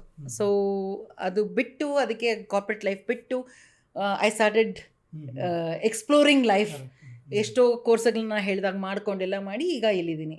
ಈಗ ನನಗೇನು ಅಂತಂದರೆ, ನನ್ನ ಧ್ಯೇಯ ಏನು ಅಂತಂದರೆ, ಭಾರತ ನಮ್ಮ ದೇಶ ಈಗ ವರ್ಲ್ಡ್ ಎಕಾನಮಿನಲ್ಲಿ 3ನೇ ಹಂತಕ್ಕೆ ಹೋಗುವ ಒಂದು ಧ್ಯೇಯ ಇಟ್ಕೊಂಡು ನಾವು ಆ ಕಡೆ ಹೋಗ್ತಾ ಇದ್ದೀವಿ. 4th ಈಗ ಆಗೋಯ್ತು, 5th ಜಪಾನ್ಗಿಂತ ಮುಂದೆ ಬಂದಿದ್ದೀವಿ. ಈಗ ವಿ ಹ್ಯಾವ್ ದ ಪವರ್. ನಮ್ಮ ದೇಶ ಋಷಿಗಳು ಮುನಿಗಳು ತಪಸ್ ಮಾಡಿರುವಂಥ ದೇಶ. ಅವರ ಶಕ್ತಿಗಳು, ಅವರ ಸಾಹಸಗಳು, ರಾಜರ ಸಾಹಸಗಳು, ಅವರ ಶಕ್ತಿ, ಋಷಿಗಳ ಇಂಟೆಲಿಜೆನ್ಸು, ನಾಲೆಡ್ಜ್ ಏನಿದೆ ಅದು ಇನ್ ಅ ವೆರಿ ಸೈಂಟಿಫಿಕ್ ಫಾರ್ಮ್ಯಾಟ್, ಗೋತ್ರ ಫಾರ್ಮ್ಯಾಟಲ್ಲಿ ನಮ್ಮೆಲ್ಲರ ಒಳಗನೂ ಇದೆ. ಋಷಿಗಳಿಂದ ಬಂದಿರೋ ಕಣದಲ್ಲಿರೋ ಅಂತಹ ನಾಲೆಡ್ಜು, DNA ಅಂತ ಏನು ಹೇಳ್ತೀವಿ, ಅದು ನಮ್ಮಲ್ಲಿದೆ. ಇದನ್ನು ನಾವು ಬಿಟ್ಟು ವೆಸ್ಟರ್ನೈಸ್ ಆಗೋದ್ರಲ್ಲಿ ಏನೂ ಪ್ರಯೋಜನ ಇಲ್ಲ. ಈಗ 1000 ಇಯರ್ಸಿಂದ ಇನ್ವೇಡರ್ಸ್ ಹೊರಗಿನವ್ರು ಬಂದು ಅವರ ಲೈಫ್ ಸ್ಟೈಲ್ನ ನಮಗೆ ಕೊಟ್ಟು ಹೋಗಿದ್ದಾರೆ. ಎಷ್ಟೋ ಒಳ್ಳೇದಾಗಿರಬಹುದು, ಆದರೆ ನಮ್ಮದನ್ನು ನಾವು ಬಿಟ್ಕೊಡಬಾರ್ದು. ಈ ಯೋಚನೆ ನನಗೆ ಒಂದು 10 ಇಯರ್ಸಿಂದ ಬರ್ತಾ ಇದೆ. ನಮ್ಮ ಮೂಲತಃ ನಮ್ಮ DNA ಏನಿದೆ ಅದು ನಮ್ಮಲ್ಲಿ ನಿಜವಾಗ್ಲೂ ಇದೆ. ಅದರಲ್ಲಿ ಎಷ್ಟೋ ಶಕ್ತಿಗಳಿದೆ. ನೀವು ಕೇಳಿದ್ರಿ ಒಂದು ಕ್ವೆಶನ್, ಎಲ್ಲರೂ ಲೀಡರ್ ಆಗ್ಬೋದಾ? ಎಲ್ಲರೂ ಲೀಡರ್ ಆಗುವಂತಹ ಶಕ್ತಿಗಳು ನಮ್ಮಲ್ಲಿದೆ ಆಲ್ರೆಡಿ. ಎಲ್ಲರೂ ಮೇಲ್ತಟ್ಟಕ್ಕೆ ತನಕ ಹೋಗುವಂತಹ DNA ನಮ್ಮದು. ವರ್ಲ್ಡ್ ಲೀಡರ್ಸ್ ಆಗಿದ್ದವರು ಸೋನೆಕಿ ಚಿಡಿಯಾ ಅಂತ ಹೇಳಿ ಜನಗಳು ಅಂದರೆ ಈಗ ಇನ್ವೇಡರ್ಸು ಇಂಡಿಯಾನ ಸೋನೆಕಿ ಚಿಡಿಯಾ ಅಂದರೆ ಏನು ಹೇಳ್ತಾರೆ ಕನ್ನಡದಲ್ಲಿ ಅದರಲ್ಲಿ? ಚಿನ್ನದ ಹಕ್ಕಿ. ಇಂಡಿಯಾ ಚಿನ್ನದ ಹಕ್ಕಿ ಅಂತ ಹೇಳಿ ಅವರು ಇಂಡಿಯಾನಲ್ಲಿರೋ ಏನೇನು ಒಳ್ಳೊಳ್ಳೆ ರಿಸೋರ್ಸಸ್ ಇತ್ತು ಎಲ್ಲನೂ ಬಾಚ್ಕೊಂಡು ಹೋಗೋಕೆ ಅವ್ರು ಬಂದರು. ಆ ರಿಸೋರ್ಸಸ್ ಇನ್ನೂ ನಮ್ಮಲ್ಲೂ ಇದೆ. ಆ್ಯಸ್ ಮನುಷ್ಯರು ಇಂಡಿಯನ್ಸ್ ನಮ್ಮಲ್ಲೂ ಇದೆ. ಇದನ್ನ ಹೊರಗಡೆ ತರಬೇಕು. Spiritual strength, physical strength, intellectual strength. 15th ಸೆಂಚುರಿನಲ್ಲೋ 17th ಸೆಂಚುರಿನಲ್ಲೋ ಯುರೋಪಲ್ಲಿ ಕೂತ್ಕೊಂಡಿರೋ ಸೈಂಟಿಸ್ಟು ಆಕಾಶನ ನೋಡಿ ಆ ಪ್ಲಾನೆಟ್ಸ್ ಹಿಂಗಿದೆ ಅಂತ ಬರೆದಿದ್ದು ಎಷ್ಟೋ tens of thousands of years ago, ಅಂದರೆ ಹಲವಾರು ಸಹಸ್ರಗಳ ಮುಂಚೆನೇ ನಮ್ಗೆ ಗೊತ್ತಿತ್ತಲ್ಲ. ಆರ್ಯಭಟ್ಟ ಇರಬಹುದೇನೋ, ಅಥವಾ ವರಾಹಮಿಹಿರ ಇರ್ಬೋದು, ಅಥವಾ ನಮ್ಮ ಶುಶ್ರೂಷರು ಆಗ ಪ್ಲಾಸ್ಟಿಕ್ ಸರ್ಜರಿ ಮಾಡ್ತಾರೆ, ಎಲ್ಲ ಥರ ಸರ್ಜರಿಗಳು ಮಾಡಿದರು. ಈಗ ಹೊಸಸಾಗಿ ಬಂದಿದೆ ಇವರು ವೆಸ್ಟರ್ನ್ ವರ್ಲ್ಡಲ್ಲಿ. ನಾವು ನಮ್ಮನ್ನು ಬಿಟ್ಟು ಅವರು ವೆಸ್ಟರ್ನ್ ಕಂಟ್ರೀಸ್ ಅವರು ಯೋಗನ ಇಲ್ಲಿಂದ ತೊಗೊಂಡೋಗಿ ಅಲ್ಲ ಐ ಆಮ್ ಡೂಯಿಂಗ್ ಯೋಗ ಅಂತ ಹೇಳಿದ್ರೆ ನಾವಿಲ್ಲಿ ಮಾಡೋಕ್ಕೆ ಶುರು ಮಾಡ್ತೀವಿ. ನಮ್ಮದನ್ನ ನಾವು ಯಾವತ್ತೂ ಅಕ್ಸೆಪ್ಟ್ ಮಾಡಿಲ್ಲ. ನನ್ನ ಧ್ಯೇಯ ಏನು ಅಂತಂದರೆ ನಮ್ಮ ಇಂಡಿಯನ್ಸು, ಸ್ಪೆಸಿಫಿಕಲಿ ಇಂಡಿಯನ್ಸ್, ನಮ್ಮಲ್ಲಿ ಇಂಡಿಯನ್ಸಲ್ಲಿರೋ ಎಲ್ಲ ಥರ ಲೀಡರ್ಸ್ನು ಎಲ್ಲ ಅಕ್ರಾಸ್ ದ ಸ್ಪೆಕ್ಟ್ರಮ್ ಎಲ್ಲ ಥರ ಲೀಡರ್ಸ್ನು ಅವ್ರ ಬ್ರ್ಯಾಂಡಿಂಗ್ನ ಹೇಗೆ ಹೊರಗೆ ಮೇಲ್ತಕ್ಕ ತೊಗೊಂಡು ಹೋಗ್ಬೋದು. ಪಾಸಿಬಿಲಿಟಿ ಇದೆ. ಎಲ್ಲರದು ಋಷಿ ಗೋತ್ರದಿಂದ ಬಂದಿರೋರೇ ನಾವೆಲ್ಲ. ಪಾಸಿಬಿಲಿಟಿ ಇದೆ. ಅದನ್ನು ಅರ್ಥ ಮಾಡಿಕೊಂಡು ಸ್ಪೆಸಿಫಿಕ್ ಆಗಿ ಸ್ಪಿರಿಚುವಲ್ ಕಾನ್ಸೆಪ್ಟ್ಸ್ನ ಒಂದು ದೀಪನ ಹಚ್ಚಿ ಒಳಗೆ ಆ ದೀಪ ನಮಗೆ ದಾರಿ ತೋರಿಸ್ಬೇಕು. ಆ ಥರ ಮಾಡಿ ನಮ್ಮ ಲೀಡರ್ಶಿಪ್ಪನ್ನು ಒಳಗೆ ಇದಾದರೆ ಹೊರಗಡೆ ಯಾವ ಥರ ಡ್ರೆಸ್ ಮಾಡಿಕೊಂಡ್ರೆ ಜನಗಳ ಆಕರ್ಷಣೆ ಬರುತ್ತೆ. It's a science. ಕಮ್ಯುನಿಕೇಷನ್ ಹೇಗೆ ನಾವು ಸ್ಟ್ರೆಂಥನ್ ಮಾಡ್ಕೋಬೋದು, ಪಬ್ಲಿಕ್ ಸ್ಪೀಕಿಂಗ್ ಹೇಗೆ ಒಬ್ಬೊಬ್ಬರು ರಾಜ ಆಗ್ಬೋದು, ರೂಲರ್ ಆಗ್ಬೋದು ಕಮ್ಯುನಿಕೇಷನಲ್ಲಿ, ಪಬ್ಲಿಕ್ ಸ್ಪೀಕಿಂಗಲ್ಲಿ, ರಿಲೇಷನ್ಶಿಪ್ಸ್ನ ಹೇಗೆ ಮಾಡ್ಬೋದು. ಈಗ ನೋಡಿದ್ರೆ US ಅಲ್ಲಿರೋ ವರ್ಲ್ಡಲ್ಲಿರೋ ಎಷ್ಟೋ ಟಾಪ್ ಕಂಪನಿ, ಗೂಗಲಿಂದ ಹಿಡಿದು ನಮ್ಮ ಪೆಪ್ಸಿಯಿಂದ ಹಿಡಿದು ಎಷ್ಟೋ ಟಾಪ್ ಕಂಪನೀಸನ್ನ ರೂಲ್ ಮಾಡೋ CEOಸು ಇಂಡಿಯನ್ಸು. ನಾನು ಹೇಳೋದೇನಂತಂದರೆ, ನನ್ನ ಧ್ಯೇಯ ಏನು ಅಂತಂದರೆ, ಇಂಡಿಯನ್ ಲೀಡರ್ಸ್ ಯಾರು ಏನೇ ಮಾಡ್ತಾ ಇರಲಿ ಅವರು ಎಷ್ಟು ಮೇಲಕ್ಕೆ ತನಕ ಹೋಗ್ಬೋದು ಅನ್ನೋದನ್ನ ಅವರು ಹಣೆಯಲ್ಲಿ ಬರ್ಕೊಂಬಂದಿದ್ದಾರೋ ಅಲ್ಲಿ ತನಕ ತೊಗೊಂಡು ಹೋಗೋಕ್ಕೆ ನಾನು ಸೇವೆ ಮಾಡೋಕ್ಕೆ ಇಷ್ಟಪಡ್ತೀನಿ. My life I have kept my life ready for this. Okay, fantastic Purnima ಅವರೇ. ನಿಮ್ಮ ಮಾತುಗಳನ್ನೆಲ್ಲ ನಮ್ಮ ಓದುಗರೆಲ್ಲ ಕೇಳಿಸ್ಕೊಂಡಿದ್ದಾರೆ, ಹಲವಾರು ವಿಷಯಗಳನ್ನು ತಿಳ್ಕೊಂಡಿದ್ದಾರೆ. ಸ್ಪಿರಿಚುವಲಿಟಿ ಅಂದರೆ ಏನು, ಲೀಡರ್ಶಿಪ್ ಅಂದರೆ ಏನು, ಲೀಡರ್ಶಿಪ್ ಬ್ರ್ಯಾಂಡಿಂಗ್ ಕೋಚಿಂಗ್ ಅಂದರೆ ಏನು, ಇದ್ರ ಬಗ್ಗೆ ಏನಾದರೂ ಇನ್ನೂ ಹೆಚ್ಚಿನ ಮಾಹಿತಿ ಏನಾದರೂ ಬೇಕಾಗಿತ್ತಂದರೆ, ಅವ್ರ ಕಡೆಯಿಂದ ಲೀಡರ್ಶಿಪ್ ಕ್ವಾಲಿಟಿಗಳನ್ನು ಕಲಿಬೇಕಾಗಿತ್ತಂದರೆ ಅವ್ರನ್ನ ಯಾರಾದರೂ ಅಪ್ರೋಚ್ ಕೂಡ ಮಾಡ್ಬೋದು. She is always available for that one. And thank you very much Purnima ಅವರೇ. ನಮ್ಮ ಜೊತೆಗೆ ನಿಮ್ಮ ಜೀವನದ ಕಥೆಯನ್ನು, ನಿಮ್ಮ ಜೀವನದ ಎಲ್ಲ ಏಳು ಬೀಳುಗಳನ್ನೆಲ್ಲ ನಮ್ಮ ಜೊತೆಗೆ ಹಂಚ್ಕೊಂಡಿದ್ದೀರಾ. ಅದು ನಮ್ಮ ಓದುಗರು ಕೂಡ ಸಹಾಯ ಆಗುತ್ತೆ ಅಂತ ನಾವೆಲ್ಲನೂ ಅಂದ್ಕೊಳ್ಳೋಣ. ಅದೇ ರೀತಿಯಲ್ಲಿ ಇಂಥ ವಿಮೆನ್ ಅಚೀವರ್ಸ್ ಅಂತ ನಾವು ಇನ್ನೂ ಸುಮಾರು ಜನನೆಲ್ಲ ನಮ್ಮ ಕಾರ್ಯಕ್ರಮದಲ್ಲಿ ಇಂಟ್ರೊಡ್ಯೂಸ್ ಮಾಡ್ತೀವಿ. ನೀವು ಇದೇ ಕಾರ್ಯಕ್ರಮ ಇದೇ ರೀತಿಯಲ್ಲಿ ನೋಡ್ತಾ ಇರಿ, ಇದೇ ನಮಗೆಲ್ಲರಿಗೂ ಸಪೋರ್ಟ್ ಮಾಡ್ತೇನೆ ಅಂತ ನಾನು ಈ ಸಂದರ್ಭದಲ್ಲಿ ಕೇಳ್ತೀನಿ. ನಮಸ್ಕಾರ. Thank you.